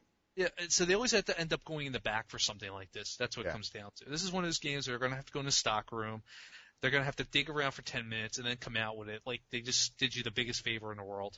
Well, they do. They like almost expect a gratuity. It's almost like they hold their hand out. It's like, yeah, you know, Tip hey, jar, I spent a tip lot jar. of time, but yeah. But yeah, it was really weird. I had to do the whole song and dance to get it. I went to GameStop first, and they're like, it's in our system, but we're not getting any. And it's like, huh? I mean, can I like pre-order it or something? Or Well, you know what's funny is I read on a forum, and I think it was on one of our. I don't know if it was our forum or not, but I saw this game brought up on another forum, and I know one of the guys even mentioned, you know, he went to GameStop and asked about the game, and he said that, you know, hey, well, it should be in stock. I mean, it said it was in stock online, and the guy's like, oh, well, yeah, but that's online. They're a different setup than us, you know, different store, so to speak. Dude, but it said your store had them. Right. And here's the thing. The guy even said, but wait a minute. In that case, then why is it allowing me to check your stock? And it says you have them. Right. You know? So, I love Best Buy. I really do. It's no, I'm talking about GameStop. Oh, yeah, them too. They do the same thing, though. No, they did this at GameStop. Oh, that's crazy. Because their store online is different. I've heard that before as well. Yeah. Doesn't make any sense. Anyway, looks like 2 recommendations from us. That's 2 in a row. Yes. Let's see, what do we give the next game? All right. Pirates of the Caribbean at World's End. We gave the original Pirates of the Caribbean, Dead Man's Chest, a very stellar 2 stylus up. Even Chris's wife loved that game. And that says a lot because she's not usually into those sort of actioner games, right, Chris? Right. She was the one that you reviewed it with. That's right. And so, you know, we expected more of the same, and which we would have been totally happy with. And instead, they've actually gave us more. They gave us some puzzle solving. I'll tell you right now, basically Pirates of the Caribbean at World's End for the DS feels and plays exactly like a PlayStation 1 game. I mean, if you were to blow that up on a TV, you'd think you were playing a PlayStation 1 game. I mean, that's kind of the graphic level, the puzzle solving. It is a 3D adventure game. It's a 3D. It's a 3D beat 'em up platforming adventure game. Yeah, it feels exactly like jumping, slacking, exactly hitting, like slashing. Yeah. And there's some puzzle solving. There's some really light stuff that they use the stylus for. There's a gear puzzle that you actually have to put a gear in and turn it so that you can unlock a door. When you open chests up, you have to drag your stylus between the tumblers to unlock it. It's kind of lightweight. The duels, of course, with the touchscreen. The duels have been. I'm still on the fence about that. I'm not sure if I like it or not. I'm not a big fan, to be honest with you. It just seems like it's just been added on for the sake of using the touchscreen. Yeah. I mean, you know, it would have easily been done with the D-pad, and I know my wife wasn't a big fan of them. I know from where I can stand, she's certainly not as big of a fan of this one as she was as the first one. I mean, even though this one has fantastic graphics, they've kind of upped the ante. Really upped the ante on the graphics. Yeah, the graphics have been improved a lot more. It's still a solid adventure game. You know, yes. those run around, beat 'em up kind of games, kind of like Golden Axe, so to speak. Yeah. You know, if you enjoyed stuff like that, Final Fight, that's the kind of game this is. You know, there's some of the things that I thought were a little thrown off. I mean, even some of the reviews online, I have to agree with them. They've been giving it a kind of an average rating just based on that. There's times where you have to make jumps. Now, this game is fully 3D. I mean, you can run up and down, back and forth. It's not one of those pseudo 3D side scrollers that are really in 2D. Right. This game is fully 3D. So what makes it difficult is when you're running left to right and you have a rope you have to jump and swing across to the next ledge over. I don't know how many times you're going to drop and fall off the ledge, drop and fall off the ledge, drop and fall off the ledge before you get lined up properly with that rope as it is in the game. And I know my wife was ready to throw her DS out the window, stomp on it. She was just getting very verbal about some of the parts of this game that were just very frustrating because it was all because of the gameplay and the construction of how you played out through the whole level because of some of the inconsistencies with the technical. Which makes it actually the perfect console game because that's exactly how I felt about most PlayStation 1 3D platformers. Is I had a really hard time. A lot of trial and error crap. Yeah, exactly. A lot of jumping off and dying. Well, there's some parts where you're jumping down off the screen into a no man's land. You don't know what is down there. You don't even know if that's the proper way to go. but you're presented with a dead end. And sure enough, it leads you to another section of the level. But there's nothing, not even a little arrow or anything to indicate that that's where you should be going. Yeah. So be prepared to die a lot of times, not because of your skills as a gamer, but due to the technical aspects of the game itself, which I thought brought down a little bit. The graphics are great, sure. The sound is really cool. The voice work is very annoying. You'll get repeated lines over and over and over. The only thing I'm having a problem with is some of the gameplay itself gets a little old. The moves are very limited. I remember it being a lot better in the other game. You don't have a lot of moves. Combos, yeah. Yeah, I'm not real swift on the moving. There's times where I'll just actually run through every enemy I find. I mean, it's not like hitting the enemies gives you experience points or anything. Yeah. Slashing the enemies gets to be really old after a while. This and is there's like 2 enemies per level too. That's the other problem. There's like 2 enemies per level, and it's like, you get the same guy, the same textures and same characters. And that's probably how they managed to make it look better, by not having to spend as much in texture mapping and all that other stuff. And some of the animations are a little bit cleaner than the first one. But if you're looking, I'm going to go. Personally, I'm going with a middle stylus on this. Solid game, looks great, welcome addition to any DS, especially at, say, a $19.95 price tag.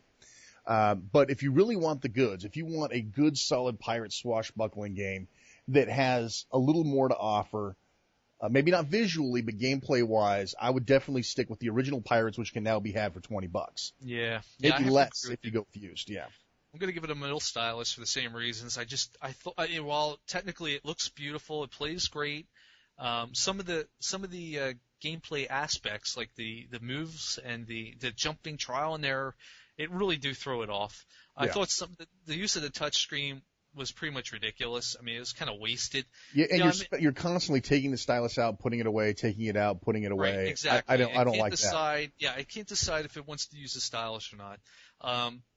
The thing is, though, for a kid, I think this game is going to be a lot of fun. Some of the stuff, like putting the gears in, turning the gears, matching up the pieces of the map, kids are going to love that. Yeah. As an older gamer who's grew up on these kind of beat-em-up games, something like this would have been fine on the old PlayStation, or even back in 1990 when all these games are coming out, left and right, from Capcom, for instance. But nowadays, it's like, let's bring up the little bit to date. Why couldn't we give some more moves? Maybe like every time you beat an enemy, you get experience points. You could buy new moves. Something like you could do in the Lord of the Rings games for the PlayStation 2. Yeah. It would be a nice little aspect to it. But it's purely average. But on the other hand, the type of game it is, it's fantastic, and that there's really not many to choose from in the side-scrolling, run and jump, beat 'em up, 3D action games. So, on the one hand, it's good for that. On the other hand, they kind of pulled it off a little bit half-assed. So, that's a middle stylus. Yeah, middle stylus. So, moving on. Buy accordingly. Yes. Last but not least, Chris? A game that's been a Japanese import for a long time now. I was actually at one point going to try to do it as one of our import reviews. It's called Sororu Puzzle Dua Okoku. God, I'm sure glad you do those and not me. Which I just garbled, I'm sure. That's all right. We'll hear about it. Now, what's great is this is a Japanese puzzle game that, outside some of the menu being in Japanese, is actually pretty easy to pick up. It's kind of a cross between Bejeweled and, I want to say, the old classic arcade game Kicks, where you had to fill up so much of the screen and percentage-wise to beat a level. Now, in this game, you have to take tiles, match up 3 or more, and underneath those tiles is a layer of a certain color, okay? Like it starts out orange.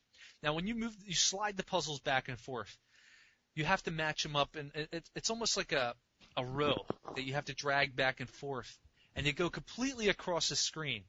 They go vertically and horizontally. You have to match up 3 or more in each of those directions, make them disappear. When they disappear, some of the color underneath that layer is going to disappear.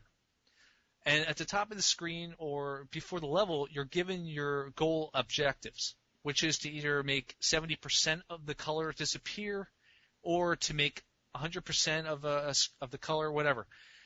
Now, later on in the game, it gets a little harder because you'll get 2 layers on top of that. So you got to do it for each part of the screen twice. Yeah. So you got to slide these back and forth, 3 or more, make them disappear. That's pretty much the gameplay. throughout the game, you have little items you can pick up that'll make things a little easier for you.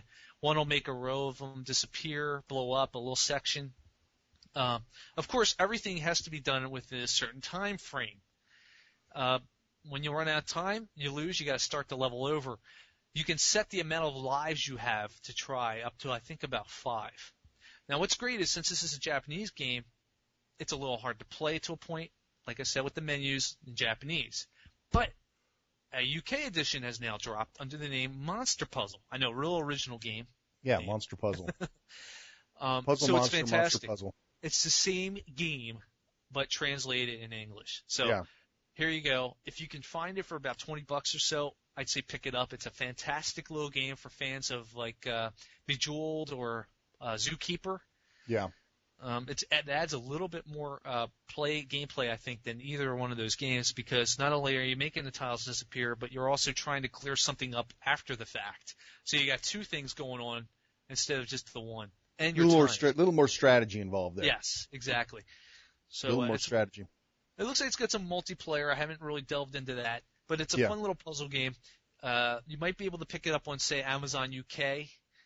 Otherwise, if you're looking for the Japanese version, I know Play Asia actually had it for $20, I think around Christmas time as part of a holiday special. It was one of their monthly specials or whatever. Yeah. So even then, that's not bad. I mean, if you can get by the Japanese menus, you'll be perfectly fine. But the Japanese menus are nothing special. I mean, you have, story mode, puzzle mode, quick play, whatever. It's a basic old gameplay, round type of gameplay. So it's nothing new. We've seen it before. Yeah. I'm going to give it a stylus up. I think it's a lot of fun, especially if you can find it at a good price. It's a fun little puzzler. I've been hooked on it for a long time. I think I made it through 5 of the stages, and I think each stage has about 5 to 10 levels to them, something like that. So. Yeah, I wasn't as overly compelled by the game. I did like it. I'm a sucker for the sliding, shifting tile games, and it added a nice little incentive there to knock the colors off the background. It didn't hold me. It wasn't something that really kept me for a long time. It's another one of those ones where if you got 5 minutes to kill, you want to throw it in. Exactly. Knock down. So for pure value, and there's some clever arrangements. And Chris, I don't know if Chris mentioned it, but it's not just like a square like Bejeweled is or No. The stages change into odd shapes where you really, really have to work at it hard. And a couple times it got a little frustrating. I felt like I was, constantly trying to get that one little tiny piece of flooring on the far right corner, and it got kind of frustrating. There are tons of better puzzle games I feel out there. This is another one where, I wouldn't import it. If you could pick it up, as Chris said, for $20, it'd be a lot of fun as a good distraction. So the fact that I'm a little on the fence on it, I went ahead and gave it a middle stylus. Definitely worthy of play, but it'll definitely appeal to a more niche audience. Niche audience. And, there's those people are going to love it. And then the other people are going to be like, oh, this would be fun, if I got to kill a few minutes. But with so many great games like Picross coming and Puzzle Planet League, and it's one of those things where it's like, if that was the only one available, I could give it a higher value. But there's so many more out there. I'm not saying that. I'm certainly not saying go out and grab it immediately. But if you're looking for a nice new puzzle game, you've already played through the other ones, even Picross, maybe you've imported that. You might want to check it out. It's certainly better than something like Trion Cube, or dare I say, Pokémon Troze, which I thought Shane thinks it's a little bit familiar. He says it's a little similar to it, but I definitely find it similar to it. You'll feel it if you've played both, but it doesn't really matter. It's a solid game on its own, and it's got its own strengths. So good stuff. Well, there's your Fast 5 roundup. We managed to make it a lot longer than I was originally thought, but we like to talk. So what can I tell you? Well, I'd like to hear people what they think of that little idea. Maybe, because maybe we'll do it again in the future. It's just we've had so many games come out in our past month that we've actually been delayed a month for this particular show. Yeah. Delayed a week rather for this month's show as well. I wanted to say. So we had a lot of games to talk about. There's just so many games out, and we only managed to get to 1 or 2 per show, and at this rate, we'd never really be able to get to them until later on. And especially the older stuff too. I still want to do some of the older stuff, and But some I of don't know these how we're gonna games get are that new. in. I mean, Wendell 2, New York Times, Pirates. I mean, these are all games that just came out Came out recently. like in the last couple of weeks, yeah. Yeah, so we want to just kind of keep up to date a little bit on some of these games, and while they're fresh in the mind before something else comes out in the long run. So It's like freaking Etrian Odyssey, yes, which is our review for this month, and I think we should jump right into it. Wow, where did this come from? I know. It seems to me that the best DS stuff is stuff you never hear about until it gets released, and you go, "Holy crap, man! What the heck, man? Oh boy, What's up with that?" well, Go ahead, this is Chris. one of You get those started on games- this one. You've played it longer than I have. Wow, thanks so much, Shane. Yeah, Well, this I is knew one you of would. those games. This is one of those games that some months ago I remember seeing little blips and blurbs about, some little screenshots here and there. I didn't really think a whole lot about it. I thought the game looked kind of odd, so to speak. I don't know. It just didn't catch me right away. It wasn't very colorful. Yeah, I tell you what, I picked it up too, and I played for a few minutes, and next. It's like, but then you guys got me. This is before I even managed to pick it up. I'm talking about months ago when it was just on Atlas's release schedule. And yes, this is another Atlas hit. Another one of those games that if you don't grab it within its first months of release, well, good luck, because you may be having a hard time tracking it down, which a lot of people already are. They don't seem to print a lot of their titles for some reason. And in this case, I don't see why they wouldn't, because I'm telling you, this game is just blowing up all over the web. I mean, every site I go to seems to have a huge thread or forum discussing it. I mean, even our thread, which started out with nothing, is already starting to balloon a bit. I mean, I think we're up to like 60 replies now, just within the last like couple of days. Yeah, this is the new Puzzle Quest, man. Apparently, this is the new Puzzle Quest. And what sucks is I didn't even finish Puzzle Quest yet. I mean, I'm only about level 20 in that. But I'll tell you what, I'm liking this game even more at the moment. I don't know what it is, and I think it's because it digs deep down into my subconscious of loving 80s RPGs, much like Shane does. We love dungeon crawlers. We love our dungeon crawlers. We do. And I almost want to say right off the bat that this game is kind of similar to a game we reviewed in the past, also from Atlas, called Deep Labyrinth. Yes. Okay? The only problem there is Deep Labyrinth wasn't an original title for the DS. This one is. Deep Labyrinth was a port from a cell phone. And it kind of showed. Yeah. At the time, it was a kind of nice little positive RPG. But at this point, the DS is being deluged with with RPGs to the point where it's kind of hard to go back and play Deep Labyrinth when especially Etrian Odyssey shows its face. Some of the aspects from that game kind of come over onto this, in that you have a 3D first-person perspective and you have a map on the bottom screen. The difference here is the map on the bottom screen is up to you to create. It's got a very in-depth system. But first, a little background. This game is going to really harken back to a lot of old schoolers in the audience for those D&D games from the 80s, the Gold Box series, Dungeon Master, Bard's Tale, Legacy of the Ancients, any game or Phantasy Star for that matter, for the original Sega Master System. I actually thought a lot about Phantasy Star when I was Phantasy Star. To be honest with you. It's that kind of representation of the game where you're traveling down the dungeon on your own with a party that you custom made. Now, outside Phantasy Star, pretty much every one of those other games were custom creation character games. I mean, you can name your character, you can pick the sex of the character, you can pick the type of I don't know if it's what would that be called? Not a job system. What did we used to call it? Just a profession, I guess. Yeah, like a profession or a race. They call it. I think they use just basically race. They. I don't know. It depends on the games, because some games, remember, you can pick a race as a dwarf, but you can be a fighter, So, but you get those aspects thrown in. There's no random dice rolling or anything, but just the fact that you can do this in a modern RPG, it really is something different. I mean, you don't see this very often. And I think that's why we really like this game, and we really got sucked into it, because it's really kicking into our nostalgia factor, much like the Pokemon people are with the new Pokemon.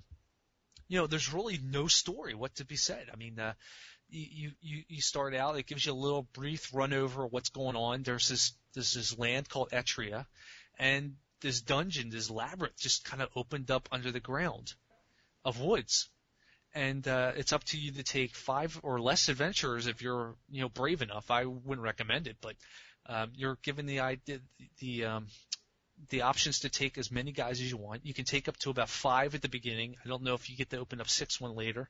You get to pick from job class is what I think I'm looking for. Yeah. You get a all-around fighter. You can get a paladin type. Now, none of these characters are called by their typical names, which is kind of strange.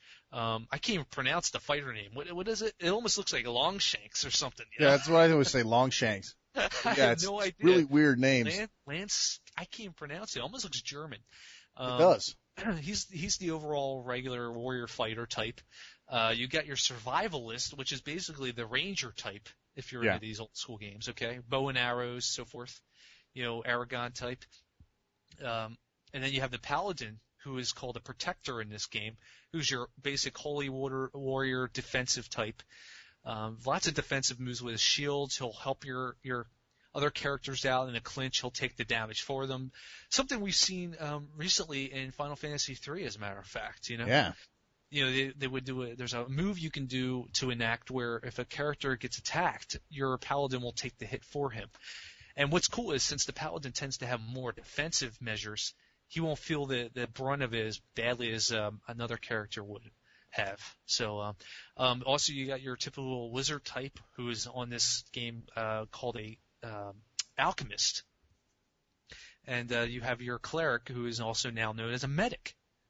And there's also a couple other types in there mixed in, which I haven't tried yet. There's the bard type. Yeah, I got a bard. Yeah.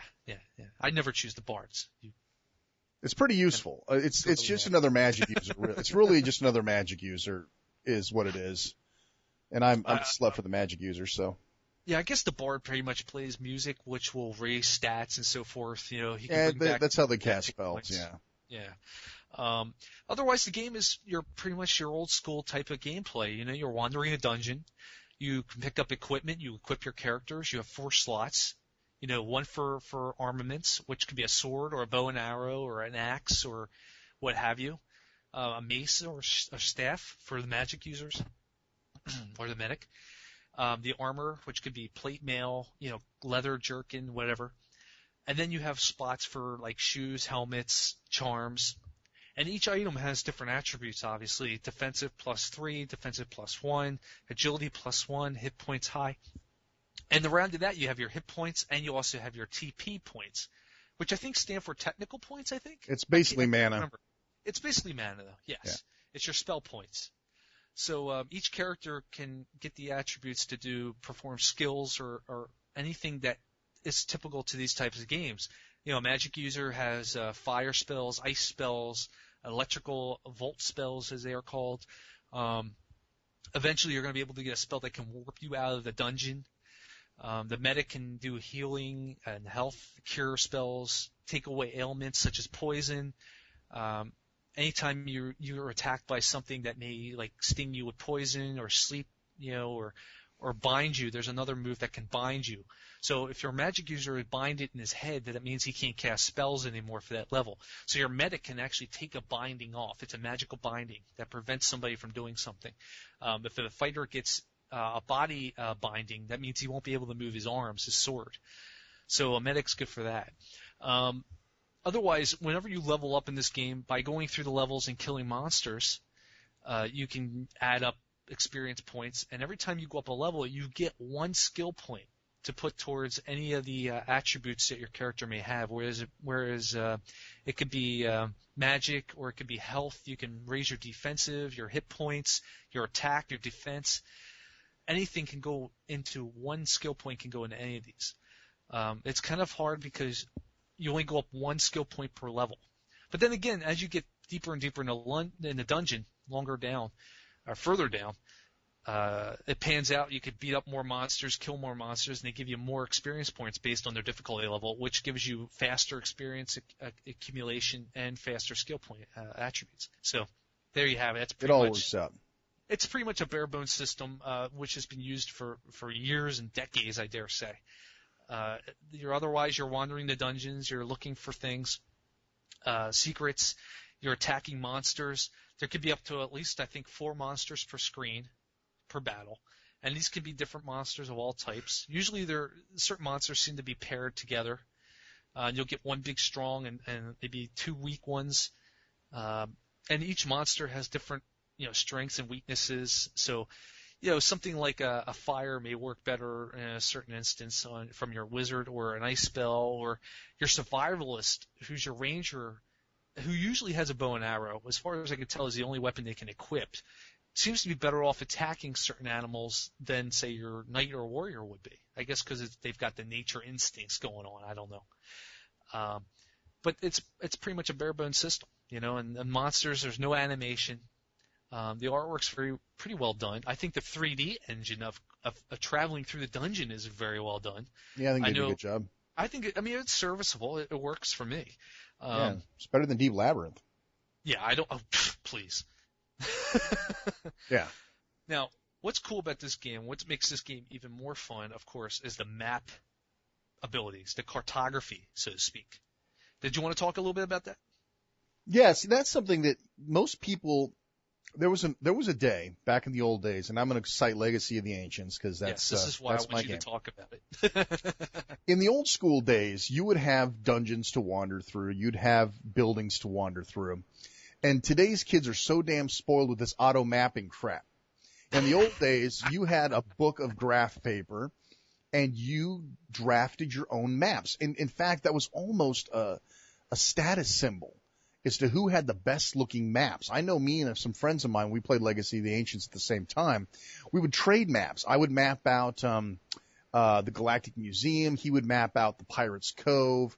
And, we would basically try to help each other out. And it was a pride thing as to who had the best, cleanest looking maps.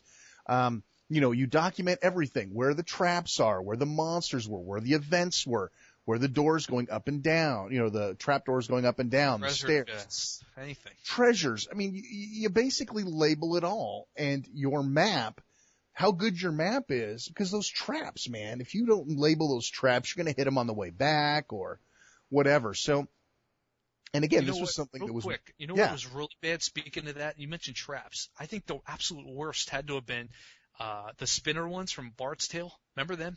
You don't remember kind them? of. When you have you'd have the archmage and you'd be going through those. I remember needing the clue books. I had to buy the clue books for them. I was too wimpy to map my own. It was just pages of a grid map. It wouldn't even tell you where everything was. It was just a map. Wow. So I'm sorry. Go ahead. I just remember those spinner traps, man. Those were deadly. Yeah. So the concept here is Etrian Odyssey tries to take turn back to those old days where you yourself are responsible for keeping track of where you've been, what you've seen. Now, there's a nice thing. It will automatically do the floor for you. So as you walk around, it'll put you, and you can turn this off. If you really want to go old school, you can turn this off, but it'll map where you've walked. But it won't map where the walls are, where the doors are, where the treasures, events, etc. So what's really cool is, and this is something that I'm looking forward to Zelda the Phantom Hourglass, is let's say that you find a special item, like a stream or a brook, a water source. Now you drag a little event icon over there and you plop it on there. So now you know that there's something there. And then in order to keep things straight, you can actually drag a little notation icon and drop it on there and type in a little note to help remind you, hey, this was a healing spring. This poisoned me. This did whatever. So you can actually know next time when you go back, what is that supposed to do? What did that do for me last time? It's got a little memo option. Yeah, memo. That's the word I was looking for. It's all drag and drop as well. So, and you can expand the map out to see the whole level. You can zoom in so that you can tightly go in and draw. You can erase. You can. It's very cool. It's simplistic, and it's not. It's a good trade-off. This is how I think of it. It's a good trade-off between auto mapping and real mapping. You don't have to have the messy graph paper out. You don't have to worry about actually tracing every single step because it'll map out the floor for you. But you'll still want to show where the junction points are so you can know where you haven't been yet. Right. That's one of the things that mapping was good for. You come to a T, you take a right, but you'd like to know later on that there was a left option to go. So that's what you're doing with this map, is mapping out where your directions are, where your T's are, where your alternate routes are, and where you found stuff. To me, this puts me in a nostalgia mode that's like, undoable by anything else. Mapping has always been, in my book, in the book of a lot of old RPGers, mapping is part of the game. And then when auto mapping came out, everyone was like, oh, this is so cool. I don't have to draw maps anymore. It's like, I kind of felt crappy about that because drawing maps to me was kind of part of the fun. Yeah. Yep. So Half the battle. Etrian Odyssey brings that back, and they do it in a manner which is not a pain in the ass, and it's not too easy, but it's a good. It's certainly not overwhelming either. I mean, it's No. very. I think the whole mapping system is actually pretty well done. I mean, it's very simple to use, and it even gives you the options to draw in a place where you haven't been. You can color it in to the point where, like Shane said, if you reach a triple point where you could go straight or left or right, and to the point where, let's see, I want to make sure I remember that that's one of those hallways that does that. So you can actually draw off on each side, even though you haven't been down there, just to remind yourself later that that's where I have to go. And when I backtrack, I have to make one of those turns. Absolutely. And what's you great can is you got to draw walls. But, I mean, drawing the walls, man, that's that right there. I mean, you could walk all over the place, but if you don't draw those walls, you're not going to know where any of the corners are. Yeah, where the junctures are. Exactly. Yes. It's truly brilliant. The map system is fantastic. The whole game is just like the old school days. If you're an old school RPGer, you should already be out the door getting this game right now. Especially because of the fact that because it's an old school RPG game, the Final Fantasy kiddies aren't going to like it. I can tell you right now, they're going to be pissed if they go out and buy this. So if you were bred up on what do they call them, JRPGs, the Japanese RPGs. Yeah. Now Japanese RPGs came out years after the RPGs that we all played in America. Okay. Right. I mean the first big RPG in Japan was probably for the Nintendo Entertainment System, which was probably Dragon Quest. Right. And from that point on, they've become even more and more simple, and everything about them is just they're just a totally different breed of gaming. If you grew up playing only Final Fantasy or some of these newfangled Japanese RPGs that have been out for like the PlayStation or PlayStation 2, you're going to probably play this game and scream because first of all, you get to create your own characters. That's not something you usually do in a Japanese RPG game. There's no story. Right. I mean, there's a very light story. I mean, you get quests. No story. You get quests. That's about it, though. The quests are no more sophisticated, really, though, than something like what was in Puzzle Quest. I mean, right. You have to achieve certain things. Like, one of the quests I think was you go into the inn. There's an inn in the game. There's an inn. There's a guild. The guild is where we should have mentioned this a little sooner, I guess. The guild is where you create your characters. You can retire them. You can, whatever you want to do, you can get rid of them. It's a basic guild options. You also have an inn. The inn allows you to sleep and nap and heal yourself completely and save the game. There's a temple, I guess you could call it a apothecary, that lets you heal your character for a price. You can buy healing items that give you health or give you your mana back. They're expensive, Revive the dead. Right, revive the dead. That's the one place, if your character dies in combat, that's the only way you're going to get him back unless you have a medic who knows the spell. Well, there's also a potion, too, I found that does it as well. Oh, yeah. There is a potion. I found one. You can't really go by that. I never used it, trust me. I had one critical battle last night where if I didn't use it, wow.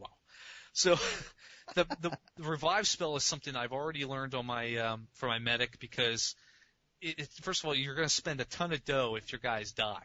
Luckily, so far, I haven't had too many deaths, but the higher your character is, the more you're going to be paying out the ass to heal this guy, to bring him back. And also to sleep, too. I noticed that the inn adjusts its rates based on your characters as well. Oh, yes. So you'll start off paying 8 gold, or what do they call it, ENs. You'll be calling... EN, I don't know what that is. I don't know what that means either. It should look in the book, but basically pay 8 gold to sleep in the beginning. Now I'm up to paying like 90 gold a night to stay.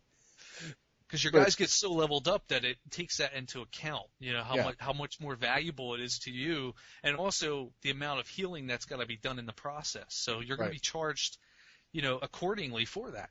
Absolutely. So then there's also I don't know, it's called the Rada Hall, which I guess is where all the adventurers meet and look for things and quests and things to do. Hey, for you Pokemon people, this is for you. Yeah. Got to find them all. You'll get options to find and do different things for different various rewards. There's a monster compendium, which is similar to the monster manual from the old Dungeons and Dragons day. Yeah. Anytime you meet a new monster in the dungeon, and you go up and you go to this Rada Hall, it'll get added into the compendium. So you have to defeat the monster, by the way, just for those who don't know that. Defeat the monster. You can't just see it and run. You have to actually defeat it before it gets added. So what's cool is there's a whole listing of question marks for monsters that you haven't met yet, but there's also, when you meet the monster and you've killed it and report it back, it'll tell you a little stat entry about the creature itself. It'll tell you its hit points, I think it tells you its weakness. I don't remember. I haven't been there too often. Yeah, me neither. I don't pay attention. I drop my monsters off and I leave. But also it tells you a little detailed synopsis about the creature or what it is, and also what items it gives off. Another thing, you can also show every time you beat a monster, you don't just get gold. You very rarely get any kind of items. Instead, you pick up what I call elements. You can get hair from the monster. You can get leather pieces. You can get hardwood, it's called, charcoal. Lots of fossil fuel type stuff, so to speak, okay? Yeah. And this serves as your gold, more or less, because what you do is when you first go to your item shop where you buy weapons and armors and warp devices and belts and what have you, the pickings are pretty slim. There's really not much going on there because the girl informs you that her father died and she took over the place, and she doesn't have the resources that he had to keep the place afloat. So she depends on the adventurers from the dungeon and the labyrinth to bring back some of these items, these fossil fuels, to create weapons and new weapons. So the more you bring back, the further you delve into the dungeons, you're going to be bringing back more fringe and niche items that when you give and sell to her, is going to give you money to go and buy healing items or the weapons that she's created based on these items you bring back. So bringing back a certain type of wood will, in that respect, give you a certain type of new bow that she's able to sell to you, or to your survivalist, to put it, bluntly. But pretty much that is the way the gold works. You take these items back, you sell them. At the moment, I can only hold about 60 items, and I don't know if it gets bigger later on, maybe as you get higher in stats, but I've always filled myself up to the point where I have to go back and sell stuff to make room for more, Yeah. But it's got a very Diablo-esque kind of feel to it overall, the game, because you get skill points. You have a map that, even though you're making your own, it's on auto map in Diablo, but you have the mana and the hit points, and just selling stuff. I was always selling stuff in Diablo. They get the skill system works that way too. Basically, right. You have to kind of choose what you're going to do. If you're an alchemist, you have to choose, okay, do you want to start working on your fire skill, your ice skill, or your volt skill? And as you put points into each one of those core skills based on those cores will start opening up. So if you start putting all your points into fire, it'll unlock fire, it'll unlock, elemental rage, inferno, whatever. And likewise with the volt and the ice. So you really have to kind of got to pick what direction you're going to want to go. Otherwise you're going to be jack of all trades, master of none. So I started off my alchemist with fire because that's sort of like an old school D&D thing. You always go with fire. Whereas the first couple of big monster creatures called foes, FOEs, those guys, they're very receptive to certain types of damage. In the case of what are the Ragelopes or something like that? Yes. Those guys or as I call them, the Rapalopes. Yeah, because the G looks like a P. They're raping you basically. Yeah, from the they beginning. do. It's harsh. Anyway, those guys are really damaged easily by the Volt spell. Unfortunately, I didn't choose that direction. I chose fire. So my fighting the foes right now, or early in the game, was very troublesome to me. Where Chris basically walked through them because he started off with the Volt spell set. Not to spoil it for you, but you are going to need that fire. So trust me, it'll come in handy very soon. Again, it's like, it doesn't matter which one you pick. Eventually, it's going to be useful. You have to have some of the. You have to. You have to. Now, it depends on how much you want to put in each. Personally, I'm trying to devote a little bit to everything as it comes because, you never know when you're going to need it. And I know this is one of those kind of games that's going to do that to me. And I've already found that it is that kind of game that's going to do it to me because I've ended up needing fire to a point. And luckily I did have fire, but it wasn't as high as my volt was at the time. Exactly. Now the other one you can choose from is called poison. Now poison is a real good one to start out with because you inflict your enemy once, and throughout the entire battle, it starts eating away at him. Every turn, it's going to take an additional amount away from him. Yeah, it's going to poison's last good. the whole battle. Yeah, so it's a good beginner trait also. You might want to put a couple of skill points into that.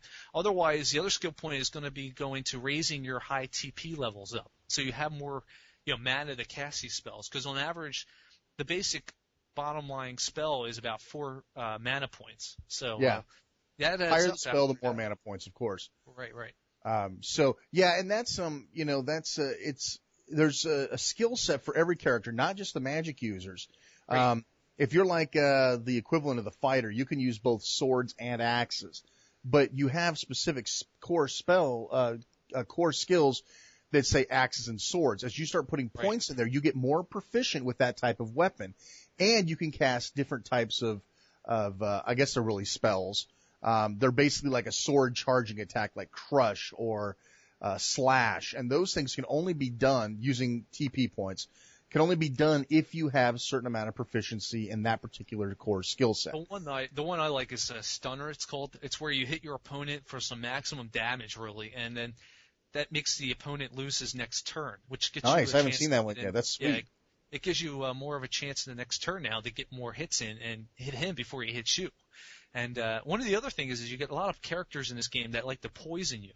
Yeah, you do. So I like to kill them off first. I mean, I'd rather let the big guy hit me a couple times and kill the poison guys because, man, those poison hits, man, they nail you. I mean, you get hit once and then you get hit again every turn automatically. Yeah, it's not a completely brain dead hack and slash. I mean, there's certain things you do in any of these old school RPGs. You always take out the magic user first. You always take out the cleric first. Right. You always take out the people that can respawn or heal or, do that sort of thing. And this game's no exception. I'm telling you. Old school RPGers, you shouldn't even finish the show. You should put the show on pause, haul your ass down to GameStop or wherever you buy your games from, and get a copy of this game because you will not be disappointed. What I like about this game overall, wrapping this up now, is that there's a lot of depth to it. There really is a lot of depth. Now, the thing that's going to kill a lot of people off to this game is, and obviously it's not hurting us. No. And especially Shane, is there is really no story. Basically, the whole plot is to see how far you can get. I'm not going to ruin the amount of levels are in this game, but it's quite a bit, okay? And I'm only on level 5 right now, and I've been playing this game for literally about maybe 6 or 7 hours, okay? Yeah. That's only 5 levels. And let me tell you right now, that's maybe not even 10% maybe of what is going on in this game. So this game has got a lot of value to it. But what I like the most about it is, even though it's got a lot of depth and it looks kind of complicated and it may take you a few minutes to figure out, it's very simple. I mean, the system is very easy to open up, to play a little bit, maybe upgrade your characters a little bit. Like if you're at the doctor's or something, you just want to level up a little bit. Go in there, you do that and run out and save your game or just close the lid.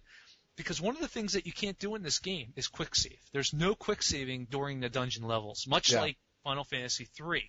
Legacy of the Ancients. Couldn't save inside the dungeon. Right. There's a lot of games you couldn't do this in. Right. So for me, it doesn't really hurt me. I'm kind of used to it in that respect. But on the other hand, it's a portable system.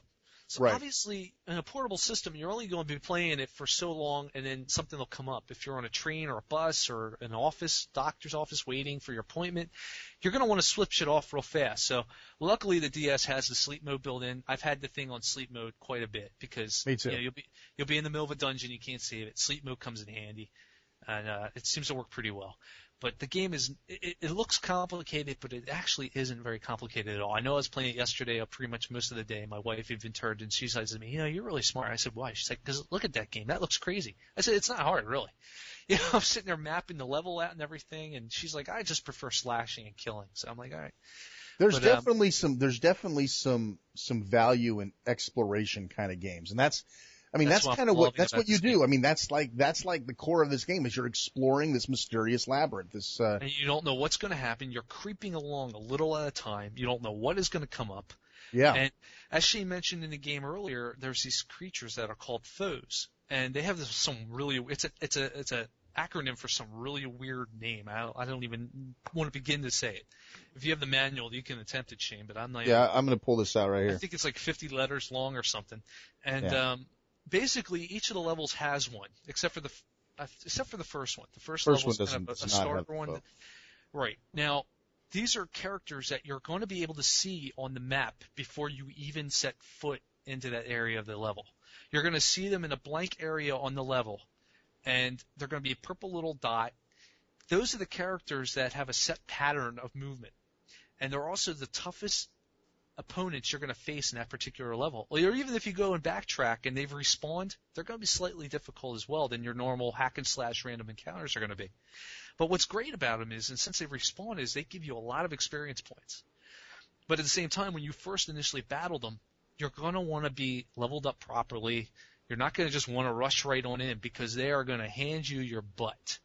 They are tough opponents, and you're going to just want to make sure you have proper, supplies and powered up and everything's healed up before you go into battle with them. And the game even tells you right off the bat it's safe to avoid them if you can. There's certain ones that you really shouldn't even be taking on yet that you have to avoid and come back later when you're a little stronger. Yeah. But since they have set patterns, there's a little bit of a puzzle aspect because you have to figure out what their pattern is to get around them. And meanwhile, at the same time, you're down there mapping the screen. So. And some of them actually do follow you. I mean, some of them are smarter than just following a pattern, especially on level 3. Some of them will actually follow you and match your footsteps so that you can't get back out. I mean, you can, but you have to watch very carefully. It's interesting. They're hard. I mean, they really are. I'm still trying to poke through this manual, and I see mention of foe, but they don't actually say what it stands for. No, I think it's in there somewhere. Let me see if I can bring it up. I'm still looking. But it's really, to say, it's this huge name. It's really hysterical, though. I mean, I don't even when I find it, I probably won't. I can't even pronounce the name of the labyrinth.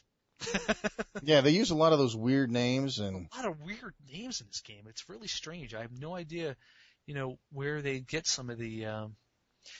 Anyway, your basic Final Fantasy fan, you're probably not going to like the game, as we said. But any old school dungeon hack and slash lover, you're going to feel right at home. If you're in your late 20s or 30s or older and you grew up on these kind of games, you're going to feel right at home in this game, and absolutely. You're going to have a blast.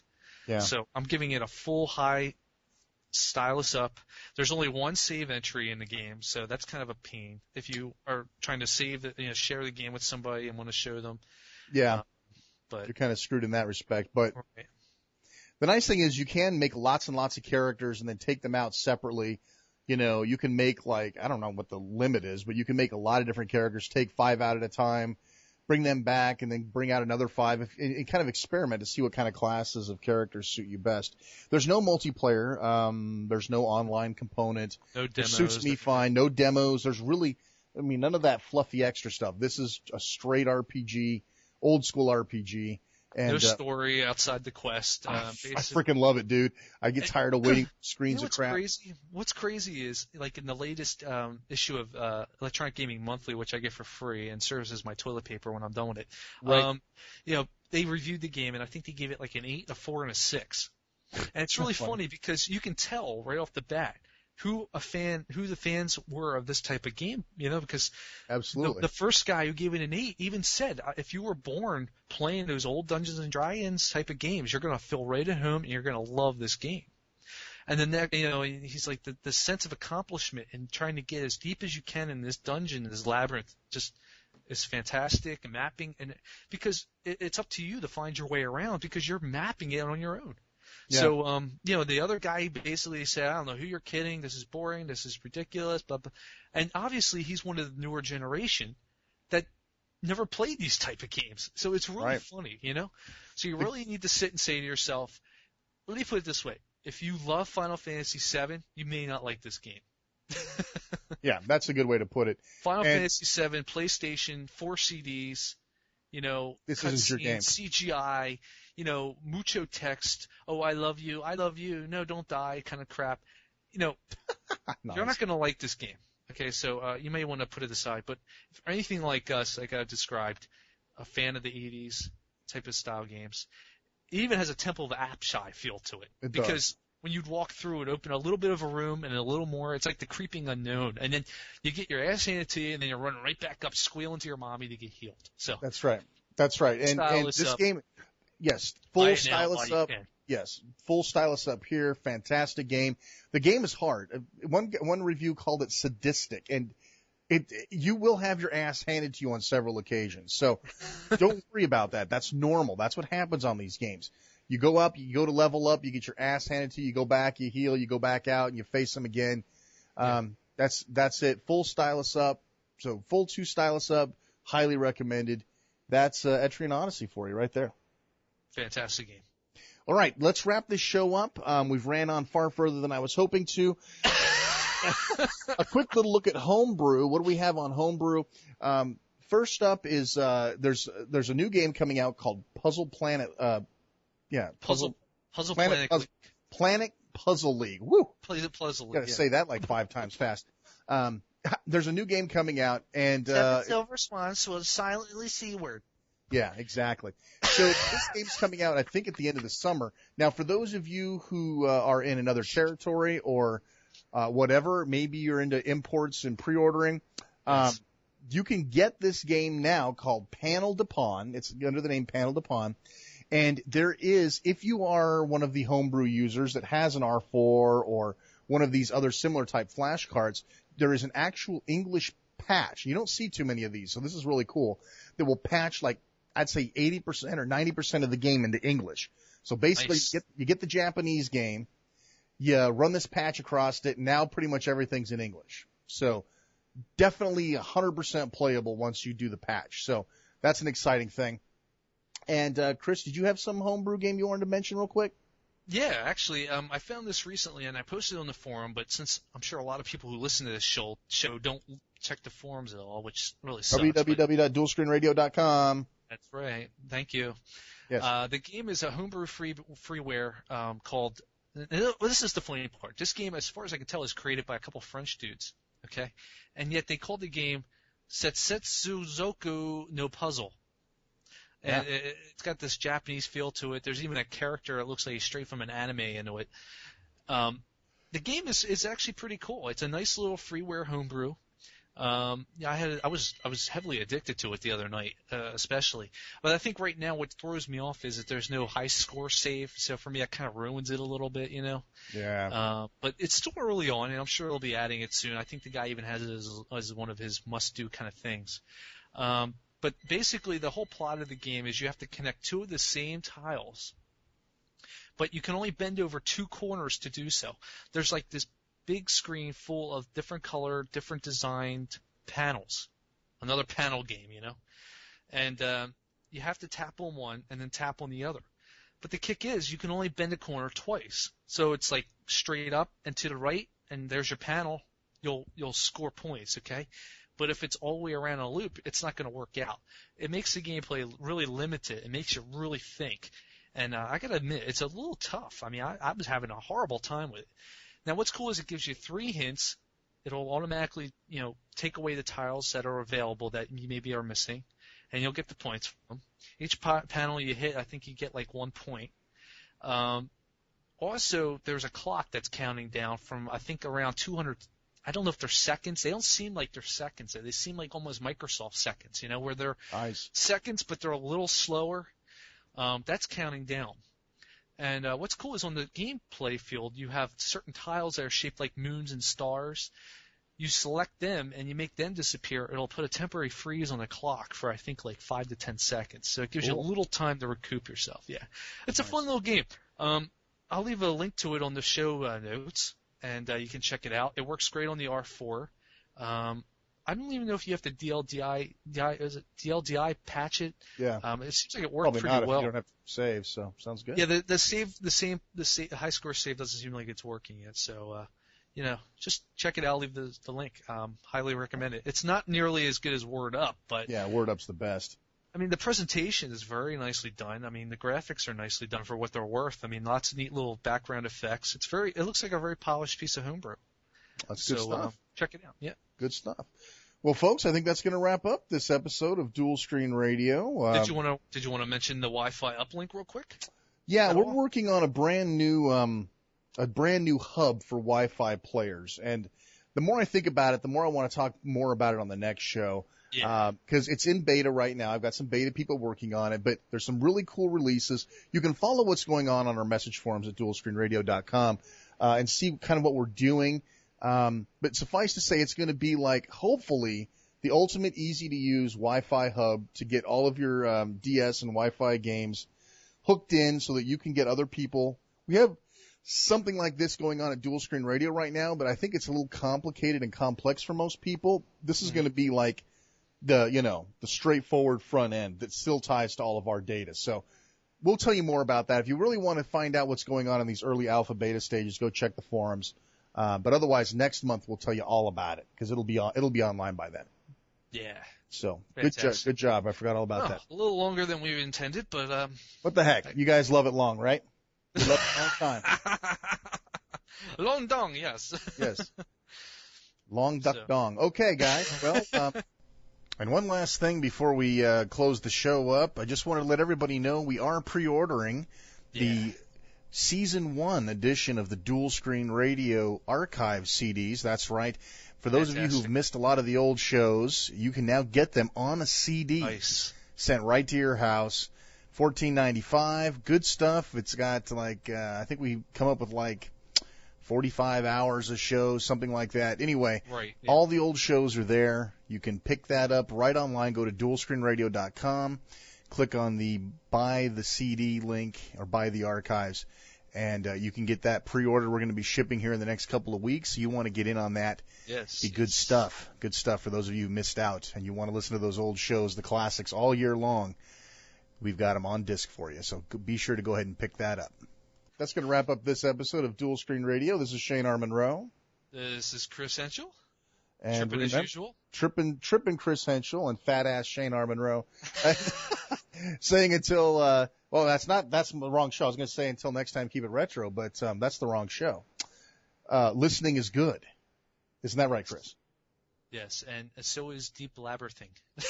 Yeah, so is Etrian Odysseying, which is probably what we're both going to be doing the second we hang up. So, yeah, good job. Get this done, and back to the DS we go. Back to the DS we go. You take care, everybody. We'll see you next month. Bye-bye.